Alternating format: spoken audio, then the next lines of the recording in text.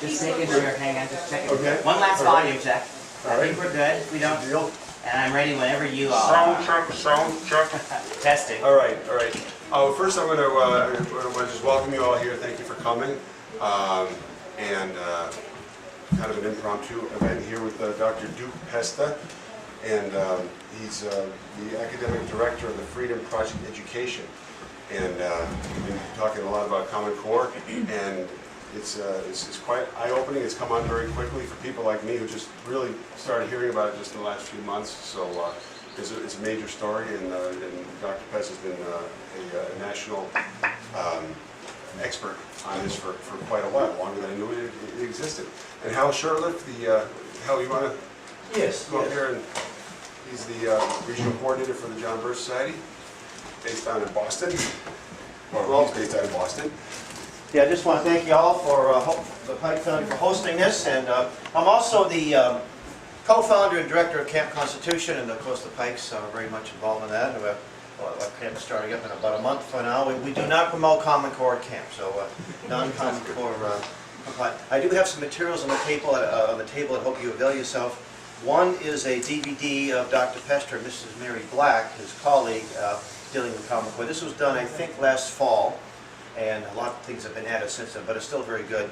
And a great reprint from the New American Magazine, and there's two articles in there, and one of them has the pictures of the little devices that are used to gauge a person's response to stimuli, right? And he'll be talking about that in some detail, and it's sort of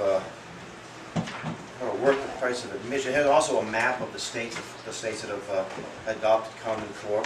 And I got these for two. Here we go. It's that infamous picture here. It has the device like a lie detector, mini lie detector, and the iris scanners and the things that are introduced in at least 3 or 4 states, and will be coming here if we don't pull it out. I have a packet that contains 2 of these, the DVD, and I think an article by Sam Blumenfeld that he wrote in the 70s about how deliberately dumbing down, and a back issue of the New American Magazine entitled Educating for the New World Order, that was published probably about 10 or 15 years ago.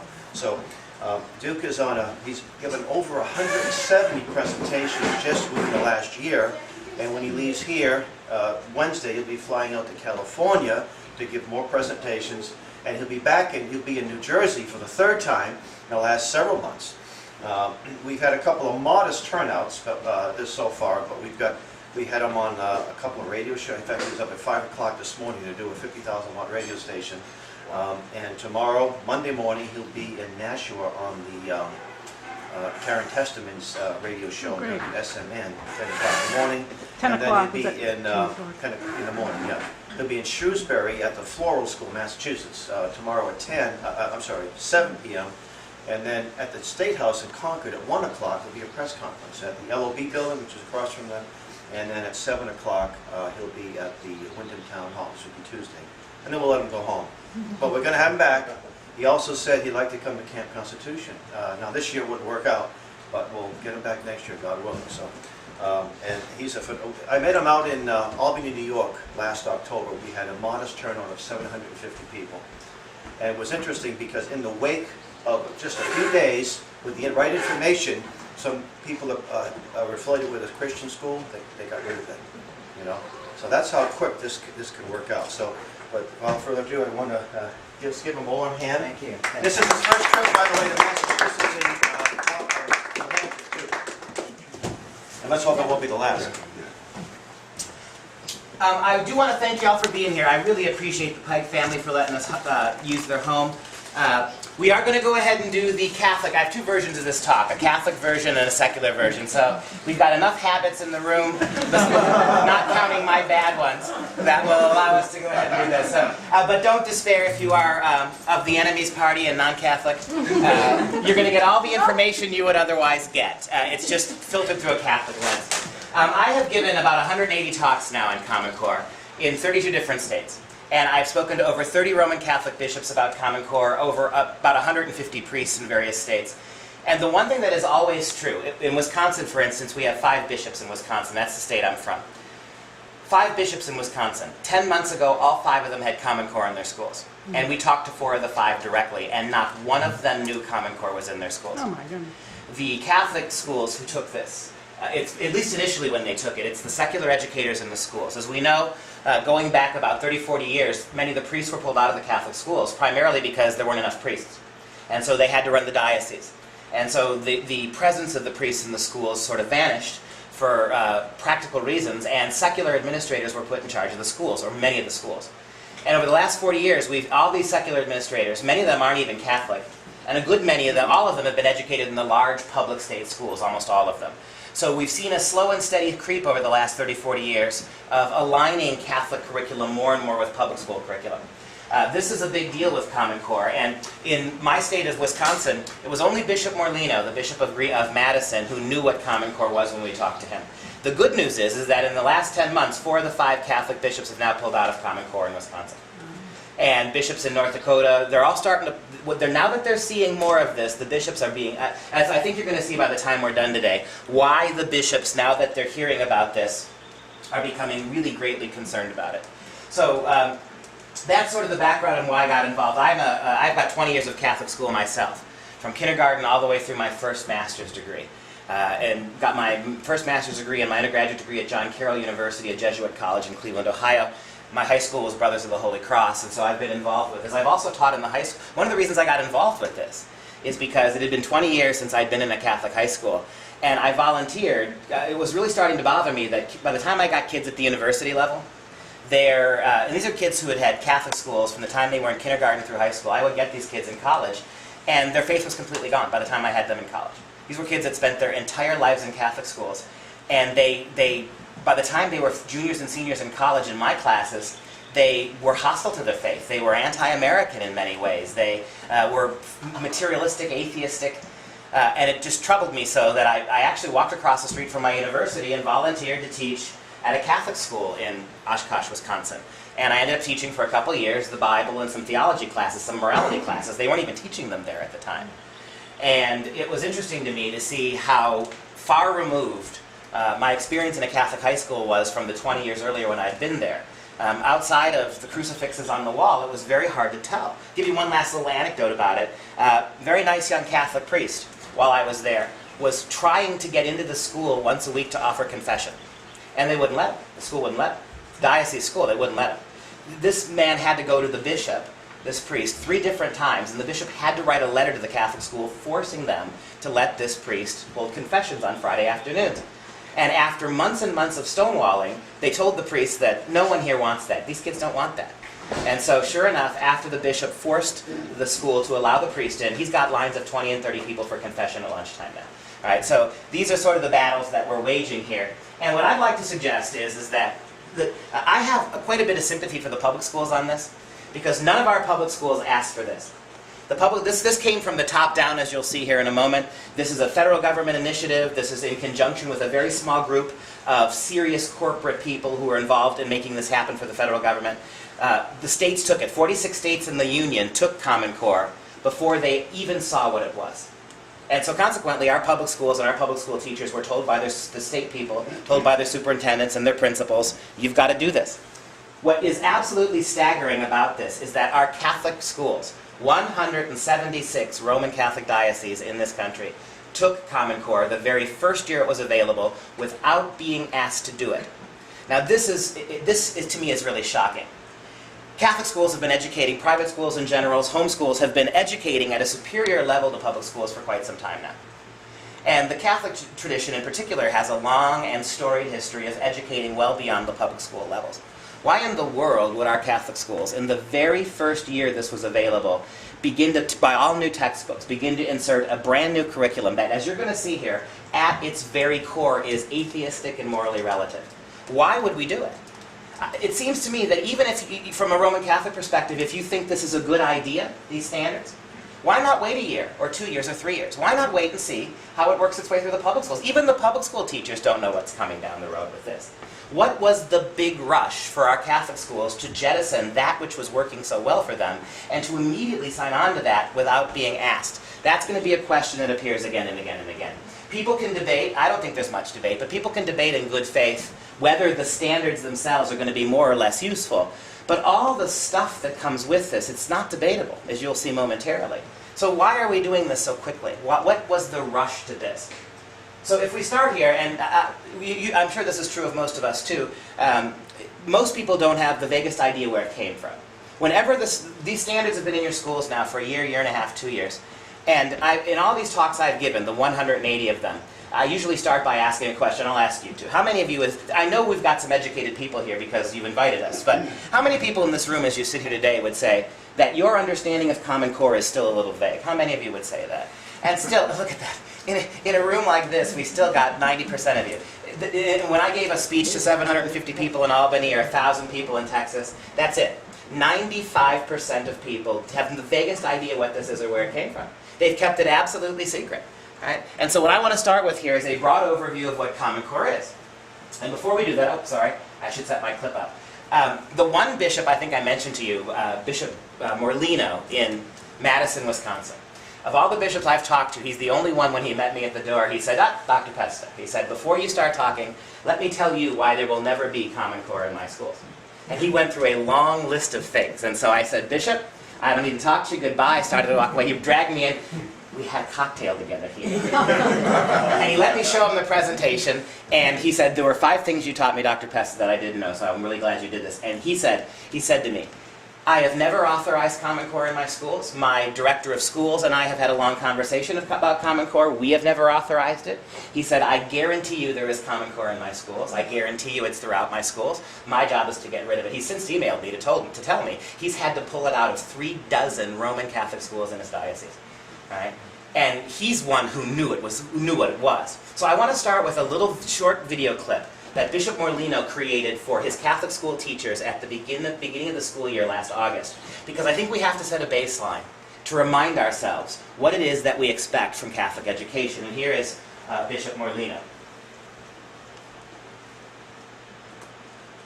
Okay. It refers to your subject. And no matter what subject you teach at all, no matter what subject, that subject is related to God.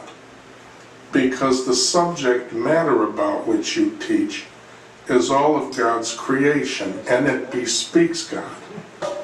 So one of your greatest challenges as a teacher is to be able to formulate how what you're teaching the kids is related to God. So that from class to class throughout the day, not only through saying a prayer at the beginning of class, but through the way you teach your subject matter, the young people get a sense that they are in God's presence. God is connected to everything about their lives, especially the subject matter which they study in your class. I also use the word formation in terms of your mission and your ministry. The formation of these young people's minds, hearts, and behaviors is in so many ways commended to your care. Your example, your tone of voice, your own willingness to put the needs of the students above your own, lived out. This is the formation that you are called upon to communicate to the young people. So let's make sure as we go through the school year that we remain in God's love, that we remain in a state of grace, so that we can offer the love and the grace of Jesus Christ to these young people who deserve it, because through that love and grace, God will save them. And that's our highest goal as a Catholic school, their salvation. Boy, it's amazing to hear that, isn't it?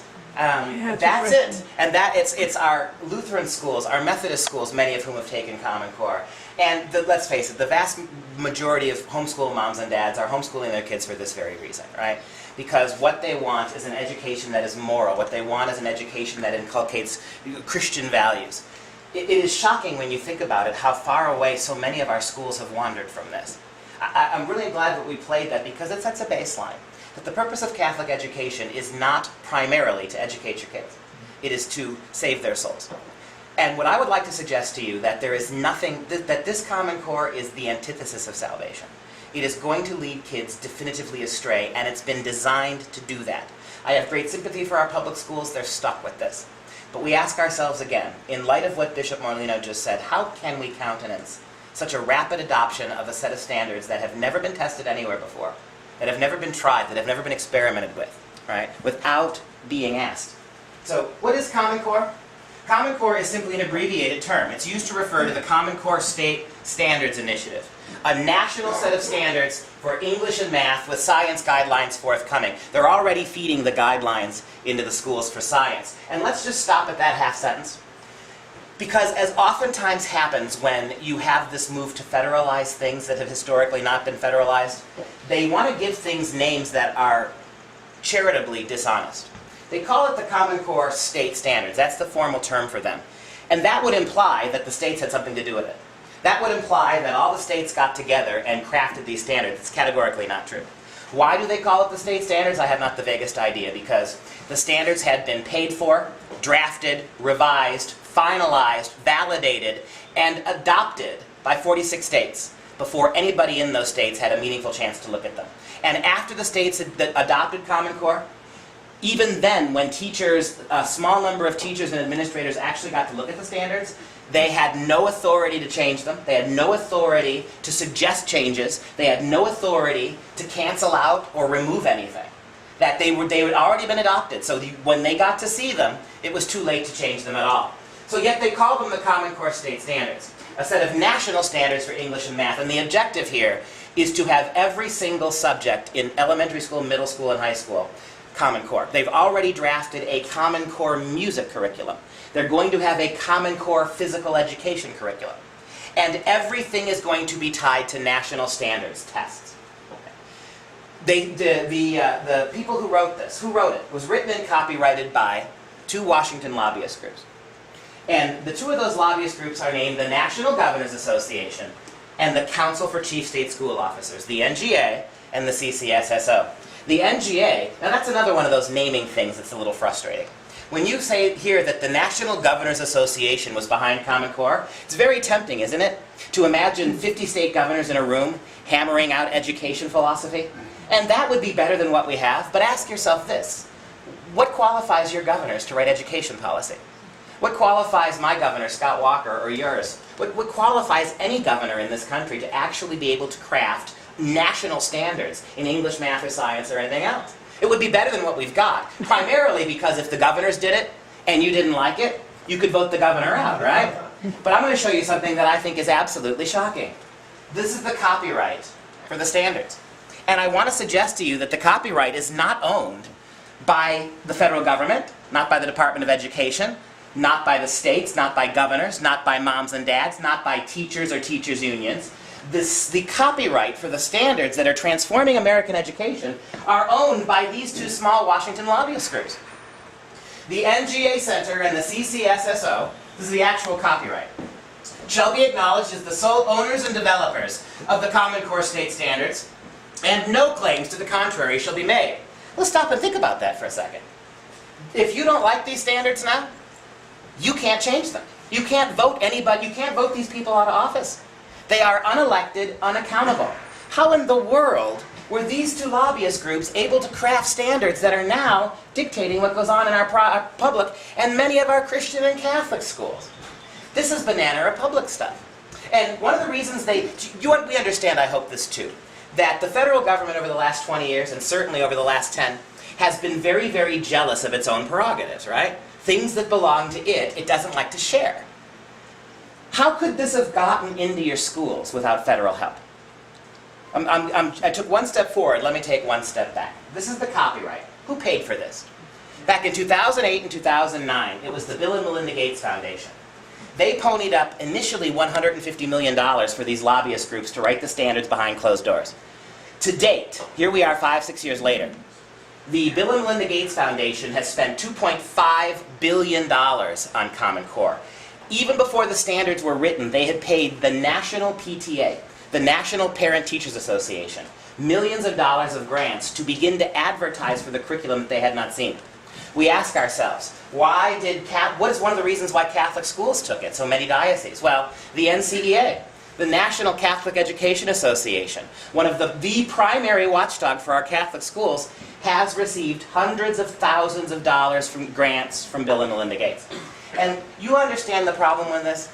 The only thing the Gates has spent more of their foundation money on than Common Core is abortion and population control in Africa. That's where their money has gone.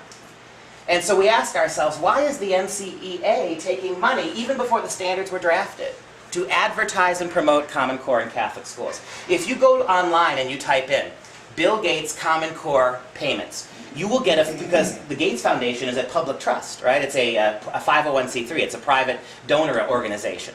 You go online, you can see every single penny of where they've spent that money. And every single major educational group who is pushing for Common Core has received hundreds of thousands or millions of dollars in grants.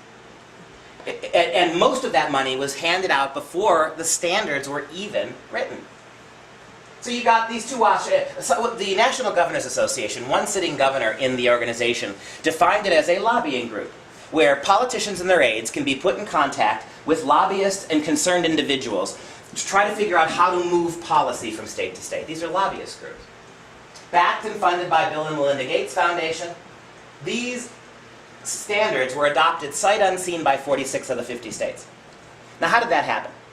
You got Bill Gates, private donor, who pays for the organization, who pays for the Common Core to write the standards behind closed doors. You've got these two lobbyist groups who frame the standards. And actually, given that some of you are really taking notes, and I'll be happy to provide any of you with these slides. Make sure you can get them free so you can verify them for yourself or have them for reference. I think that's important. That you can take this information, check it yourself, and make sure it's true. I think that's critically important. But the Bill and Melinda Gates Foundation paid all that money. There's a great article written by Joy Pullman, Pullman.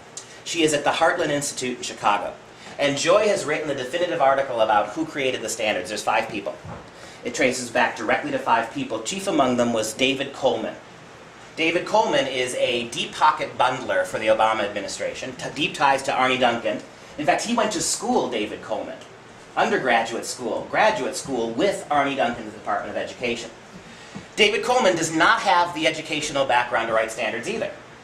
And no sooner did David Coleman orchestrate the writing of these standards than he immediately rotated off Common Core. And he right now is the president and CEO of the College Boards, where he is in the process of transforming the SATs and the ACTs to come. So you think about how incestuous and unfortunate this is. The man who wrote the standards behind closed doors oversaw the writing of them. He is now, quietly, without ever having been elected or elected to any office in this country, he went from writing these standards to now being in charge of the College Boards. And this time next year, the AC and the SAT will be compliant to Common Core. Right? In other words, think about what that means. Before you've even had 3 years of Common Core, your kids will be required to take Common Core tests to figure out how they're going to what colleges they're going to get into. What's the rush? All right, and that's how this has happened. All right, one step further here. Despite Bill Gates' billions and billions of dollars, do we honestly believe Bill Gates could have bought this into your schools by himself? Do you think the Department of Education would have sat by and let that happen? Do you think the President would have sat by and let that happen? Why do you think it is that the federal government allowed this? Well, here's one reason. Because of a 1965 federal statute, the federal government is prohibited by law from writing national standards or national curriculum. The government of the United States cannot do it legally. So what they did is they allowed a small group of people very close to them to write the standards, paid for by Bill Gates, who's one of Obama's big donors, right? Behind closed doors. And then now, if you call it a federal curriculum, they're going to look at this and they're going to say what? They're going to say, it's not a federal curriculum, we don't understand. Well, wait a second. How did it get into your schools? Bill Gates did not have the ability to put it there. These lobbyist groups couldn't have. The only way it could have got into your schools is the federal government. How many of you have heard of the Race to the Top program? Anybody? Okay, Race to the Top. What was Race to the Top? Back in 2008 and 2009, right when Bill Gates was paying these people to begin writing standards, the federal government President Obama created Race to the Top. And what was it? It's a plan where remember back in 08 and 09 when the president was stimulating things, car companies and banks, right? We had all that financial chaos. Well, one thing he wanted to do was stimulate education. So he set about $5 billion aside initially through Race to the Top. Any state in the union could apply for the money. if you applied for money through the Race to the Top program, the feds would give you money that could go directly to your state education budgets with no strings attached. As a matter of fact, I'll give you one example. Back in 2009, in the initial Race to the Top application, New York State received $700 million from Race to the Top. Do you know what the only stipulation was from taking that money? If you were a state that took any Race to the Top money, you got all that money, but you had to accept Common Core state standards when they were finally written. So in 08, 09, and 2010, 46 states desperate for education money took it. Took it. And the only stipulation was is if you took that money, you had to accept Common Core when it was finally written. That's how 46 states got it. Absolute bribery, right? It gets even better than that, though. How many of you remember what was the big federal education program that preceded I gave it away, that preceded Common Core? What was it? And bipartisan, this is a huge bipartisan problem. This is not a Democrat, not a Republican issue. It's a huge problem across the board here. Who was the president that gave us No Child Left Behind? George W. Bush back in 2002, right? Now, George W. Bush didn't write No Child Left Behind. He's responsible for it. Who did George W. Bush, people in New England, I'm always surprised you don't know this. You should know this. Who did George W. Bush allow to write No Child Left Behind? Ted Kennedy. That's right. That's right. That's right. Yes, ma'am. You're right, sister. Teddy Kennedy wrote No Child Left Behind. Right? And that's bipartisanship, isn't it? Oh, and by the way, can anybody give me the name of a conservative, can anybody give me the name of a liberal president who ceded something as big as education to a conservative senator to write? I can't think of it either. But it was Teddy Kennedy who wrote No Child Left Behind, and we need just a quick little overview of No Child Left Behind. I have never met a teacher, a principal, a superintendent, I have never met anybody involved with education anywhere who had anything but contempt for No Child Left Behind. And why did they hate it? For 3 reasons. It's outcome-based education, which means what? Rather than dealing with the kids in your class as you have them. Because any teachers in the room, then you know, right, that you can't teach 2 classes the same way. That you get kids different all the time, and you've got to figure out where they are. A good teacher is the one who knows how to throw the curriculum out and minister, as Bishop Morlino says, to those children. Well, standards outcome-based education is exactly the opposite. All you're concerned about is getting your kids, wherever they start, to a set of standards. And that's one of the ways that conservative people get suckered on Common Core. If you oppose Common Core, you just don't want standards. Can we put that to bed forever right now? Because hasn't education always been a standard? If you're giving grades, you got a standard. If you're assessing your kids, you got a standard. This kind of Orwellian government speak troubles me. You remember back when the healthcare law was being bandied about? And if you didn't support the Affordable Care Act, you just wanted people to die in the streets. And if you don't support the latest feminist abortion agenda, well, it's a war on women, isn't it? And if you don't support Common Core, you just don't want standards for our kids. That's why they called them the state standards, too. As a way of getting you to believe that somehow this was 50 states. How could you oppose? The whole country came together with these standards. Race to the No Child Left Behind. It's outcome-based education. It's, you set a standard, and before No Child Left Behind, the standards were all state standards. That was bad enough. But with No Child Left Behind, the state standards became national standards. How many of you have kids or grandkids? Most of you, right? Glad to see the sisters have their hands down. You know as well as I do, right? Can you possibly get your 3 grandkids or your 5 grandkids or your 2 daughters and your son, can you possibly get them to perform the same way in every subject across the board? You can't do it, can you? Because kids aren't made that way.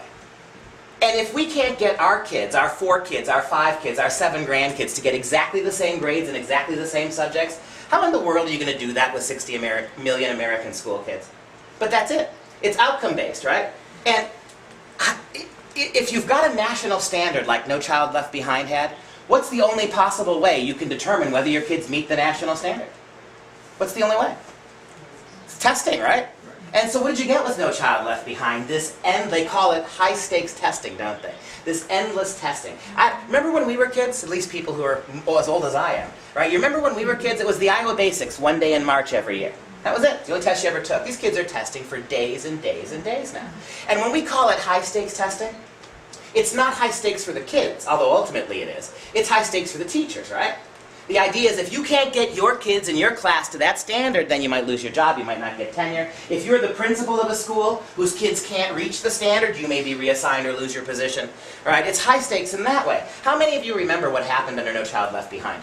In places like New York and Atlanta, Georgia, and North Carolina, where teachers, principals, and even 2 superintendents of schools were taking the kids' standardized tests and dumping them in the trash, and then forging new ones. Because that's the high-stakes attitude. And if you're a teacher, and the only way you're being assessed on your job is how well your kids do on this arbitrary exam, what are you going to have to teach your class to? The exams, right? For 100 years, teaching to exams was unethical. Teaching kids to perform on an exam you knew they were going to take exclusively, right? Setting them up to be able to pass that exam specifically, that's unethical. And yet, that's what teachers have to do in No Child Left Behind. And another question I always like to ask. Explain to me, because I'm confused, how is outcome-based education in the way I've defined it to you, how is that not socialism? I mean, if you stop and think about it, right? It doesn't matter what a kid's abilities are, what his talents are, doesn't matter what a child's attitude is, or the preparation is, or the home life is like. None of that matters. All that matters is on the other side, they all end up in exactly the same place. Doesn't matter what you put into it, all that matters is what comes out of it. And common sense dictates. If you want to get more kids to meet a large standard, do you have to raise the standards or lower them? Don't you in every instance? Isn't that just common math? And what happened for 12 years of Common Core? 12 years of No Child Left Behind. For 12 consecutive years of No Child Left Behind, the standards kept falling because you couldn't get the kids to the standards. And here's another piece of information that you can easily verify. There have been 40 professional studies done in the last 50 years. There is not a shred of evidence, zero, zilch, nada, that simply having high standards in your state or country has any impact on how your kids behave in the classroom. Simply having a set of standards, high or low on a national level, it doesn't change one iota how your kids actually work in the classroom. So what's the purpose of all this testing then? What does it exactly prove? It doesn't prove anything. And so not only was it outcome-based education, not only is it high-stakes testing, but it's also one-size-fits-all education, isn't it? Right? If the purpose is to get everybody into a preconceived slot, then you're not accounting for, what about the kid who can really go far ahead in math? What about him? What about the girl who can read and write at a high school level in 3rd grade? You can't, the thing about this we've lost more gifted and talented programs in this country in the last 2 years than in the previous 40 combined. Why? Because it's just as bad in standards-based education to excel a standard as it is to fall behind. In fact, it's worse. Because when kids fall behind the standard, it's easy to lower the standard and then more kids get sucked in, right? But if you've got kids accelerating the standard and you raise it, what's going to happen? You're going to cut off a lot more kids, aren't you? That's why we're losing gifted and talented programs. That too smacks of socialism, doesn't it? That a kid who's born with a gift from God to be able to excel and do math, well, that's just not fair anymore. This is part of the whole social justifying of the curriculum. What does happen to children that fall short of the standard? We're going to see that coming up, sister. And I'm telling you, it's pretty shocking. You've got American school districts now, and I'll show you the proof of it, who are threatening students not to go ahead. In California, under No Child Left Behind, under Common Core actually, earlier this year, moms and dads were freaking out in California because by the time the kids got to 4th grade, they could not add and subtract independently. And so moms and dads got nervous, they started hiring tutors, they had their kids, the school district, entire school district in California, I'll show you the slide, threatened moms and dads on the internet that under no circumstances will your kids, however much math they do, will they be able to move beyond their peer grade. Right? In other words, these kids are being told, sit there and do math with the 3rd graders, even if you can do 8th grade math. And we ask ourselves, what is that going to do to the kids who can do something? And if we're coming at this from a Christian or Catholic perspective, do you see how insidious this is? Right? The antithesis of Christianity in many respects is socialism. Why? Because the first principle of socialism is there is no God. Right? And if there is no God, then what's the first thing the socialist mentality does? Levels everybody, right? Now, maybe sometimes there's merit to that, I suppose you could argue, if you're into economic redistribution. But what about when it comes to gifts? What about when it comes to skills? What about when it comes to our talents? We're not all, as Bishop Morlino pointed out, we're not all made the same way. Right? Can you imagine a world where everybody was good at math? It would be a world of CPAs. God help us. Right? We need CPAs, don't get me wrong, but we need more than that too. God didn't make us all with the same gifts and abilities. What is this notion that everybody has to be the same all the time? So, to recap here quickly, how do we get this? A small group of unaccountable lobbyists, never elected to anything, and out of our reach to stop them now, were paid by Bill and Melinda Gates to craft behind closed doors these standards. And they couldn't get them into your schools, but the federal government could. So they create the Race to the Top program where they pay 46 states in the union billions and billions of dollars to take a set of curriculum standards that they hadn't seen yet. That's how you got it. This is actually undisputable. This is easy to research this. And whenever you encounter people who want to defend Common Core, the first thing they will tell you is, let's talk about the standards. Let's talk about, well, no, I think it matters how you got them. I think it matters profoundly where they came from. Let me ask you this question. Let's do a hypothetical. Do you think the people who support Common Core now would support it if, instead of Bill Gates, what if it was, I don't know, the evil Koch brothers who put up $2.5 billion? And what if instead of two left-leaning lobbyists, you had two right-leaning lobbyist groups who crafted the standards behind closed doors? And what if instead of a very liberal president, you had a very conservative one who basically took taxpayer money to bribe 46 states to take a set of curriculum standards they haven't seen? I'd be just as mad. I know Hal would be, and his organization. I think you'd be just as mad too. It would be just as wrong. This is Banana Republic stuff. This is a circumvention of people, right? Of the will of the people. And again, they could not create national standards because of that 1965 law. Well, they did the next best thing here, right? They've got them without, there's your copyright. They'll point to this if you say it's a federal curriculum, right? They own it. It gets even worse than that. The two chief lawyers at the Department of Education in 08 and 09 when this was happening, they resigned over this. They called it a federal takeover of education. These two guys have now written a book, and it just came out about a month ago, and I haven't had time to read it yet. It's called The Coming Federal Takeover of Education, right? And here's what they say. I'm sorry for the small print, but here's what they say. With respect to the Race to the Top Common Core scheme, Robert S. Eitel and Kent D. Talbert, former General Deputy Counsel and General Counsel, respectively, of the U.S. Department of Education concluded that, quote, these standards and the tests. What are the two things that makes it absolutely federal? The fact that it's the Race to the Top program that made you take it. A federal program, right? The first thing. And the second thing is the tests. All your kids, starting next spring, kids in every state that's got this, including New Hampshire, are going to be obligated to take their first round of national tests. All those national tests report right back to the federal government, the Department of Education. In other words, you understand this, right? That he who controls the tests controls the curriculum. And one of the things that is absolutely staggering, and I understand it, but it strikes me as a little bit, it shows a marked lack of faith. One of the reasons why so many Christian schools, private schools, Catholic schools have given as a reason why they took it is because they're afraid that if the tests all change, that our kids won't look as smart. And so maybe we have to think about adopting the standards. That's a heck of a moral compromise, right? In fact, by the end of this, I'll show you actual people. I'll show you actual sisters at the NCEA making that argument. Sister Dale McDonald, one of the sisters who runs one of the high-ranking officials at the NCEA, explaining why she supports it, and it's for that reason, right? We'll talk about that moving forward, though. So they point out what makes it federal is the tests.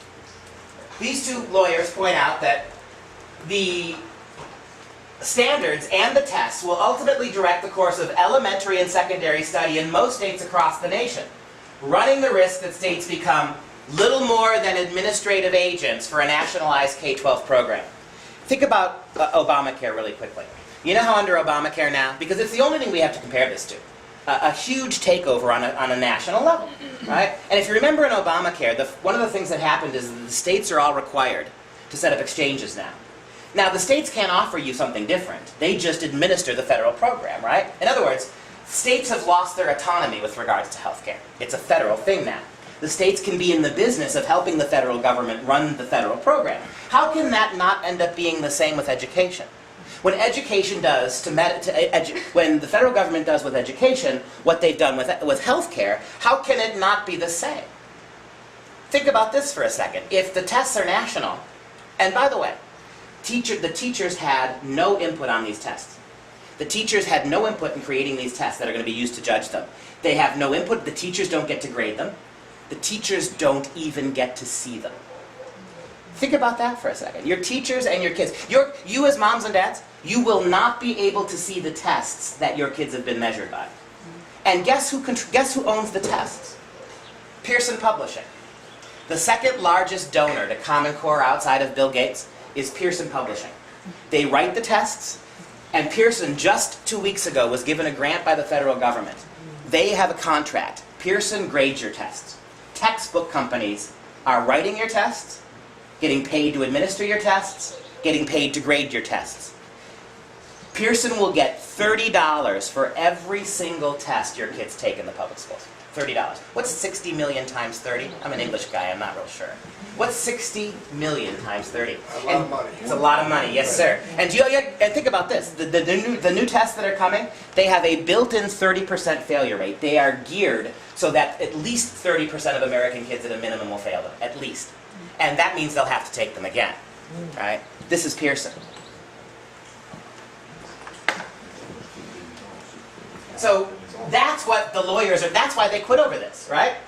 Running the risk that states become little more than administrative agents for a nationalized K-12 program and raising a fundamental question about whether the Department of Education is overstepping its boundaries. Right? The race to the top application, not Common Core. The Common Core is standards. It's the federal race to the top program that requires all of this. The race to the top application, the vehicle through which Common Core was imposed on the states, requires that all the states that take it, quote, adopt a set of content standards that are essentially identical across the consortium, the states. You keep hearing from people in New Hampshire, and I hear it in Wisconsin, the teachers will tell you, oh, no, we can take Common Core, and this is the argument of the Catholic schools. We can take Common Core, and we can Catholicize it. We can take this curriculum, and we can go ahead and make it Christian. Well, if you're taking the curriculum in the Catholic schools, the purpose of taking them is that you're going to have your kids take these tests, right? Do we actually believe the Catholic schools are going to spend money to create that? How expensive would that be? To create their own tests for these? You can't do it. The argument for why the Catholic schools are in this is so they can take these national tests. And if your Catholic schools are making your kids take these tests, aren't you going to have to teach your kids what's on those tests?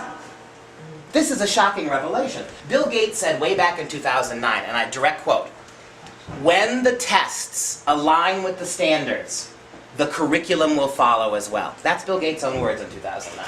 In other words, what kind of autonomy are you going to have? If you're jumping into this with the federal government so that your kids can take the same test that the public school kids are taking, how in the world are you going to be able to preserve any kind of educational autonomy? If the purpose of this is to keep pace with the Joneses, so to speak, and that's the irony to me, you've been surpassing the Joneses. Why are we doing this? Once these tests kick in, every curriculum is going to have, and that includes the Catholic schools. Unless you're going to teach them all this Common Core and then not test them on it. And that defeats the purpose of taking them in the first place. Now, about the core itself. One last little history lesson here. Way back in 2010, when Common Core, the standards had been paid for, when they'd been drafted and finalized, when the states had taken them, the Common Core people did something that sounds like it might have been a good idea. They created another committee called the Validation Committee. The purpose of this committee was to read the standards, and they were given authority to trash them if they wanted to throw them out, to completely revise them. The interesting thing about that committee, 29 people, they brought only one math expert and one English expert. That's it. One math and one English expert. The English professor is a woman about 45 minutes from here. I know a lot of you know her. She's been here. Dr. Sandra Stotsky. Sandy is a retired professor from the University of Arkansas. She lives just down the road in Massachusetts. Sandy was the only English language arts expert on the committee. She's considered one of the foremost ELA specialists in the whole world. She was hired by Common Core to look at the standards. The math professor was a man by the name of Professor James Milgram, a retired Stanford University math professor, the only math expert on the committee. He's a serious man. He's the guy who did most of the math computations for the Apollo moonshots in the late 60s. Serious math guy. Both of them voted no. Categorically no. Sandy said, the Common Core English standards, and I quote, will set our kids 2 years behind, the 2 years behind they're already in the rest of the world in reading and comprehension. And James Milgram said, I'll show you the quotes in a minute, it is, quote, an absolute joke to think that Common Core math will prepare your kids for college level math or for STEM careers. It's not going to happen. Right? So that these two members of the validation committee both voted absolutely not. The only two experts. They convinced other people on the committee to vote no too. So guess what the Common Core committee did? It just wrote them out of the document. It completely stripped any mention of either of them and the people who voted no from the document, and they validated it anyway. That's why Jim and Sandy are traveling the country giving talks about Common Core. They were in the room. They know more about it than anybody, including me, because they were there. Yes. And we'll see their arguments for why it's bad in a minute. Did the no's outweigh the yeses? I'm sorry? Did the no's outweigh the yeses? No. They convinced about a third of the committee. 5. Yeah, well, 5, and actually there were 4 others that joined on later. So there was about 10 altogether out of 30 or so. But when you think about who the committee was, you had 1 math expert, 1 English expert. You had about 14 political activists who were on that committee. And then you had some low-level teachers. You had a 6th grade math teacher, a sophomore geometry teacher. And no disrespect to 6th grade math teachers, we need them. But if you're teaching 6th grade math, you don't have enough math to do a national standard, right? That's big time, right? In fact, Professor Milgram said there are about 22 mathematicians in the whole country who could do it if you want. And Milgram's not against standards. I don't like them, but he said, I'm not necessarily opposed to them. These ones are just terrible. There are about 22 mathematicians who could do it. Oh, and here's the other thing, since some of you are writing things down. Write down the name Jason Zimba. Z-I-M-B-A. Zimba is one of the 5 men who's most responsible for this. Zimba is primarily responsible for the math standards. Zimba is a former student of Milgram's. And Milgram says he does not have anywhere near the math to do this. And the shocking thing is that in a newspaper article about 2 months ago, Zimba himself admitted that it's true, admits it, that Common Core is not going to prepare your kids for college math, he said. The smart ones, the bright ones, might be ready to start math, he says, at a 2-year technical college. Right? Yeah, absolutely. We'll get to that, though. All right, now, here's what I'm telling you. We got 2 great we have a document that was sent to every single bishop in the country. Over 200 Roman Catholic professors at Catholic schools all across the country collectively wrote a letter to every single bishop in this country begging them to stop doing this. That this is bad for our kids, this is anti-Catholic, right? That was done. 2 of the scholars who signed it were McGroarty and Robbins, 2 premier Catholic education specialists in the country, 2 professors. And they wrote a devastating article about this early on. And here's a quote, some information from them about the committee. Common Core Validation Committee member Sandra Stotsky, perhaps the nation's premier expert on English language arts, refused to sign off on the Common Core standards because they, quote, weaken the basis of literary and cultural knowledge needed for authentic coursework, unquote. And the math standards are similarly deficient. Stanford mathematician James Milgram concluded that, quote, it is almost a joke to think students who master the Common Core would be ready for math at a university. And they asked the following question. It's the question I led off with. Why? Why Catholic schools? And you could apply this to any Christian schools, and you can apply it to homeschooling as well, right?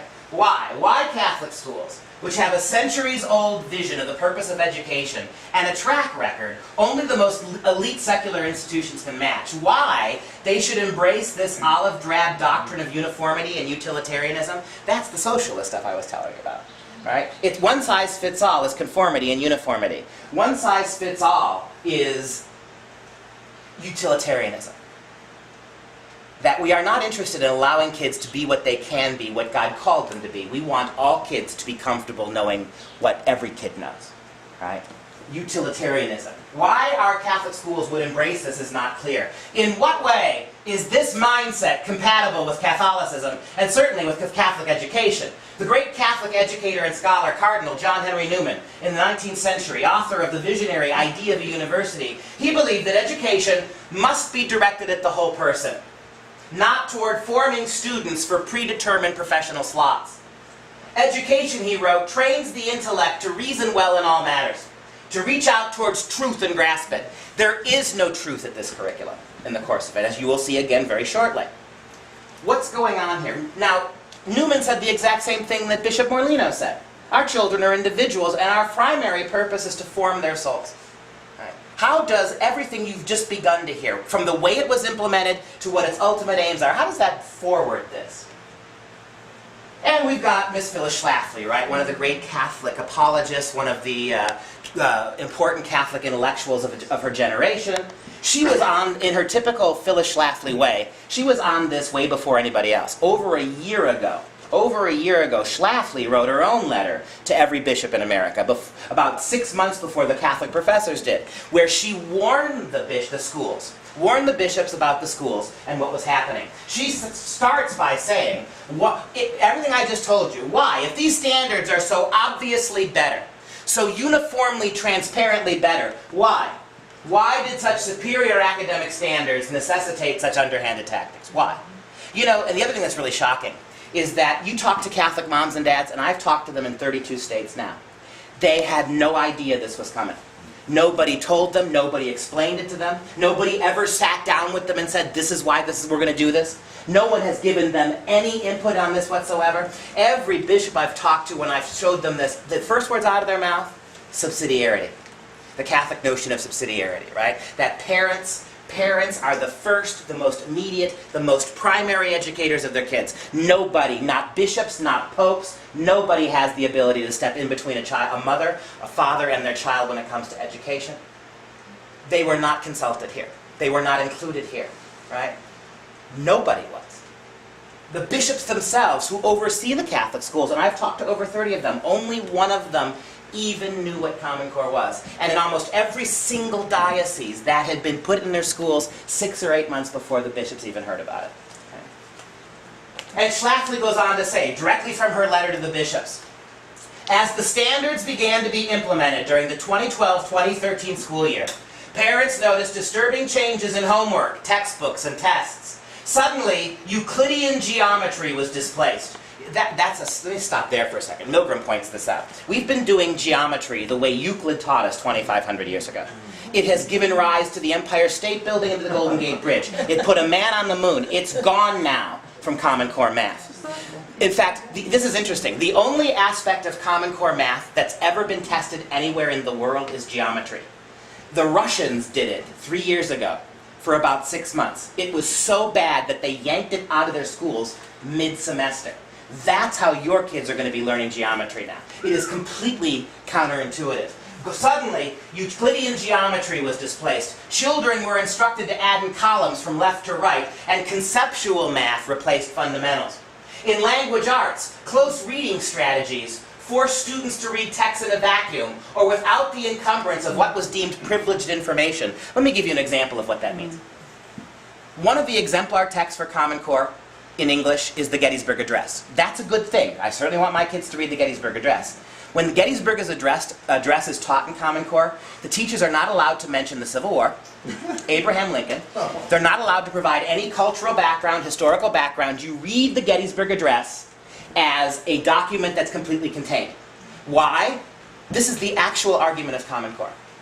Because not every kid knows what the Civil War is, so it's not fair to talk about the Civil War. Teach them. But it's not fair. This is English class, right? That's not history class. The document would make no sense if you didn't know why. And that's it. The document would make no sense. That's right. At the time. That's what Schlafly's telling you. They don't want it to make sense, right? Watch this.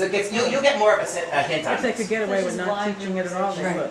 It's rote. It's exactly what it is. Furthermore, classical literature, Common Core mandates that up to 50% of all the literature your kids used to read in English class is pulled out in favor of informational texts, almost all of which come from the federal government, almost all of which deal with things like man-made global warming and high graphic sexual content, as you will see in a moment. Why do we teach literature? As an English professor, I'm very comfortable with this. Why do we teach stories in English class? When you put your kids to bed at night, and you read them a bedtime story, if the purpose is to get them to fall asleep, why don't you read them a Bill Gates computer manual? I mean, it would work, right? But you don't. What do you read them? You read them stories that get their little hearts pumping and their little eyelids flashing. You stimulate them. Because kids learn how to read and love to read by engaging with stories. And you think about the traditional, what have we taught for hundreds of years in English class? we put them in contact with the great arc of the Judeo-Christian history of Western culture, right? They read Augustine and Dante, and they read Milton and Chaucer and Shakespeare. And all those books, right, are profoundly steeped in Christianity. Now that's being pulled away from them. They ordinarily read an English class, 200 years of American lit, where they understand the long, slow struggle for freedom, freedom of religion, freedom of equality under the law. That's the story of American literature. Now that's being, even the Gettysburg Address, when it's taught, it's not taught as part of that historical humanizing movement that makes them Americans and teaches them how to value and appreciate their liberties. No, all things now are done in the random vacuum, precisely designed to cut them off from that heritage, as Shafley says. Furthermore, classic literature is dramatically reduced in favor of reading informational texts like computer manuals. Oh, not surprisingly, one 4th grade exemplar text is actually a Bill and Melinda Gates computer manual. They pull it out of the box and kids spend weeks reading from cover to cover a computer manual. Is that the kind of thing that's going to make your kid want to read, even if your kid likes computers? Is that the kind of thing that's going to make your kid want to read more? And as Shafley points out, the stated goal of the new standards in both math and English is to make students college and career ready by focusing on 21st century skills. 21st century skills, right? We'll see in a moment what that means. Shafley finishes. And this is, she wrote this a year ago. I can't tell you how many fights I've had in talking to Catholic administrators about this. Because the whole argument they make for this is, we're going to take it and we're going to make it Catholic. Why would you accept a curriculum that you have to make Catholic? You've got Catholic curriculum. You've got Catholic writers and Catholic books and Catholic textbooks. Why are you bragging about the fact that you have to take something that you have to go to tremendous pains to make Catholic? Catholic educators who propose to adapt the Common Core to the Catholic model forget the purpose of Catholic education. See Morlino, Bishop, right? The mission of a Catholic school is to prepare students for eternal life with God, while its secondary goal is to prepare them for temporal work. You just heard what Shafley said. The entire premise of Common Core is to prepare your kids not for college, but for work.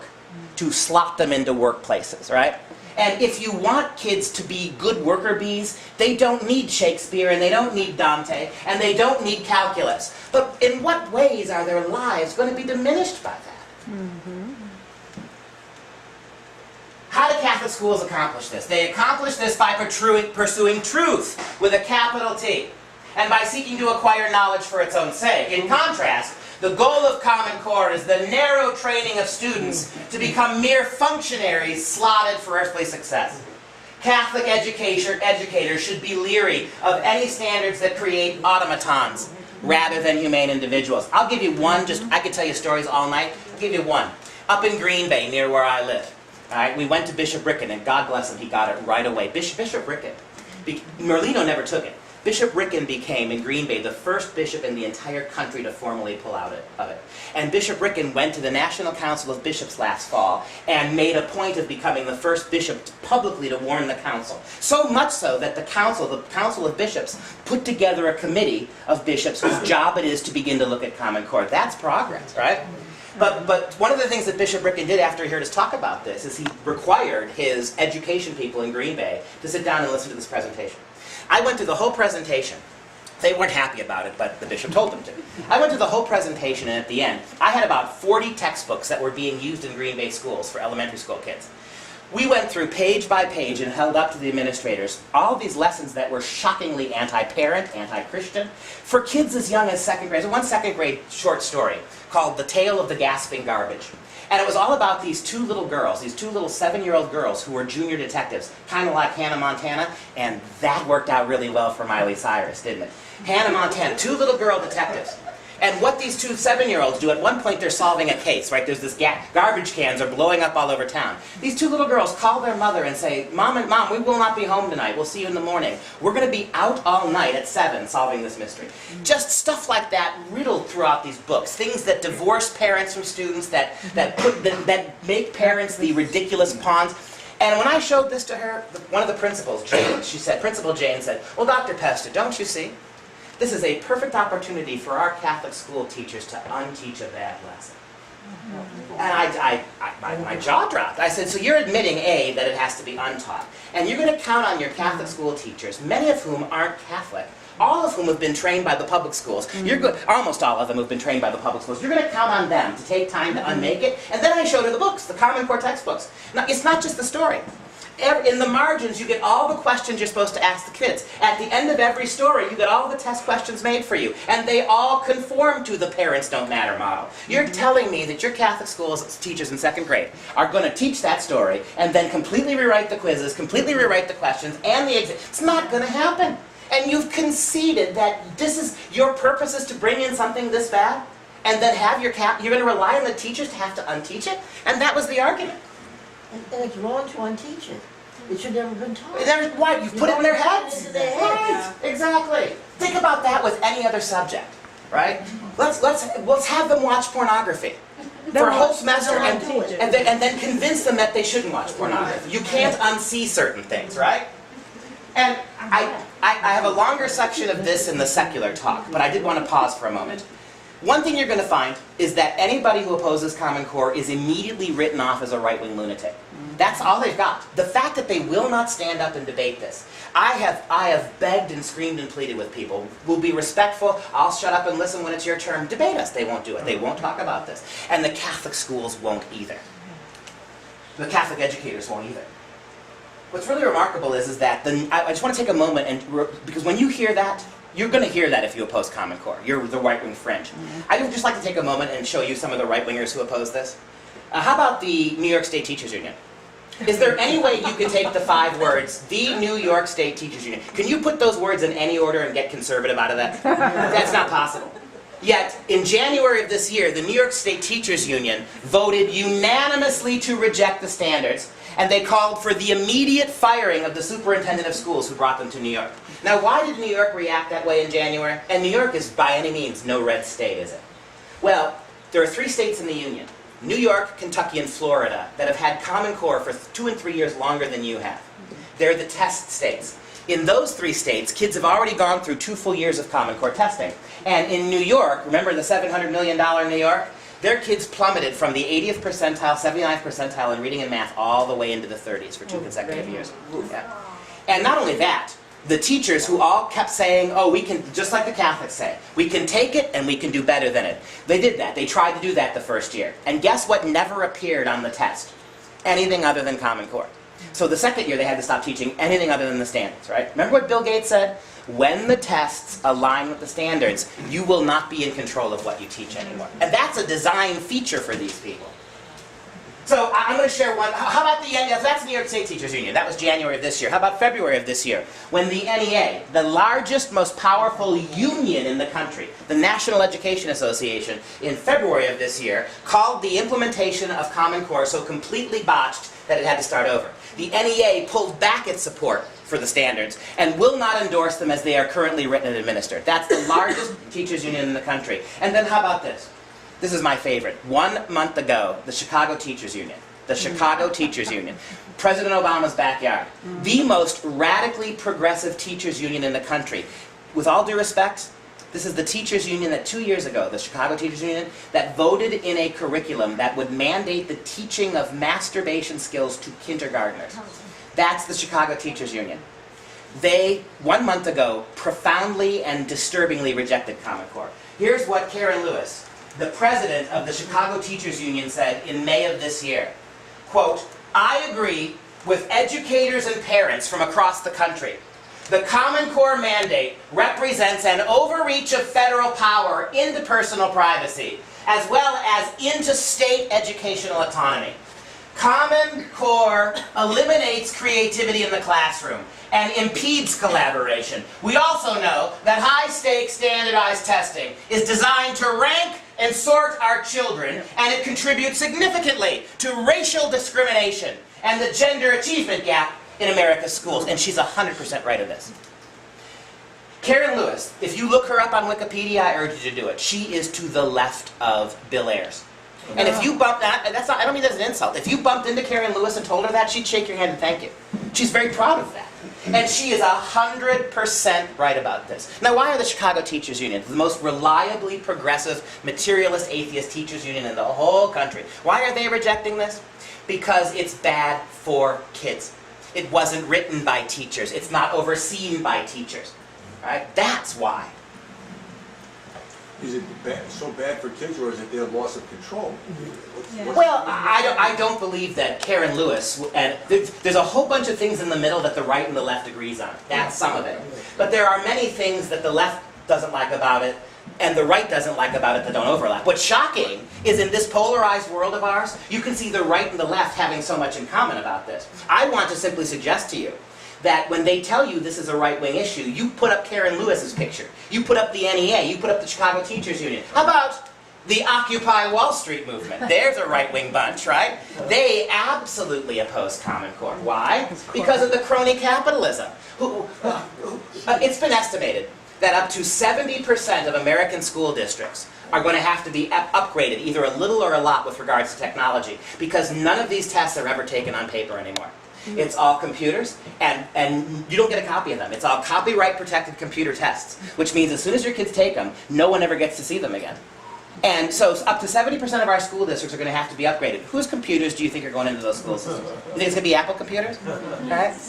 This is why the Occupy Wall, and they're right about that too, right? This is a unholy alliance between an out-of-control federal government and a very small collection of very powerful corporate influences. I mentioned Pearson Publishing to you, the second largest contributor to Common Core, who's now making $30 a test. Pearson gets to write the tests without any teacher input. Pearson gets to write them, grade them, keep them and not show them to you, and get paid $30 a test. Pearson does. Pearson right now owns 100% of the Canadian textbook market. You cannot buy a textbook in Canada that's not Pearson's. They now own 80% of the American textbook market in Pearson. Over the last year, they have bought 40 different small American textbook publishers, 40, paying 4 and 5 times market price for them because they want the same monopoly here. Right? Pearson. The CEO of Pearson Publishing is a Brit by the name of Sir Michael Barber. He and Bill Gates have already gone to the United Nations as private citizens and pledged billions and billions of dollars to help the UN incorporate Common Core in a world curriculum, to bring every other country in line with it as well. And just real quick, because the teachers don't grade the test, they don't know who's learning what. Right. So, this is where it gets really scary, is we got someone up in Washington grading these tests. If you're opposing, if you're anti-government, you still don't stand a chance. And you can make 100 on it, and they can say, oh, sorry, you made a 45. Yeah, that's the other thing. How do you know? How do you know the tests are being accurately graded? How do you know what your kids are not doing well in? You don't get told any of that. You just get a number, a statistic that your kid failed here. And the tests are created with a 30% failure rate. They're guaranteeing these tests that at least a minimum of 30% of American school kids will have to fail that test every year. So you can take it again. And there's not a teacher that can validate. Wow, it's all knows. Yeah, and the teachers can't go into the test and say, okay, this is what we're doing wrong. No, you can't do that. The level of control here, and again, for our Christian schools, our Catholic schools, our private schools, what in the world are you doing jumping into bed with this? Right? You haven't even seen how it's going to work yet. Oh, and by the way, of those 46 states that took Common Core, 28 are now desperately trying to get out after 1 year. You've got more than half the states that took it wanting out in 1 year, and our Catholic schools have jumped into it with both feet, right? Which states didn't take it? The 4 that didn't take it, Alabama, Alaska, no, not Alabama, Nebraska, Alaska, Virginia, and Texas. Those were the 4. Since then, Indiana has pulled out, Oklahoma's pulled out, South Carolina's pulled out, Missouri's about to pull out. You've got states dropping like flies here, and yet our Catholic schools have doubled down on this. Yeah. I was just wondering, I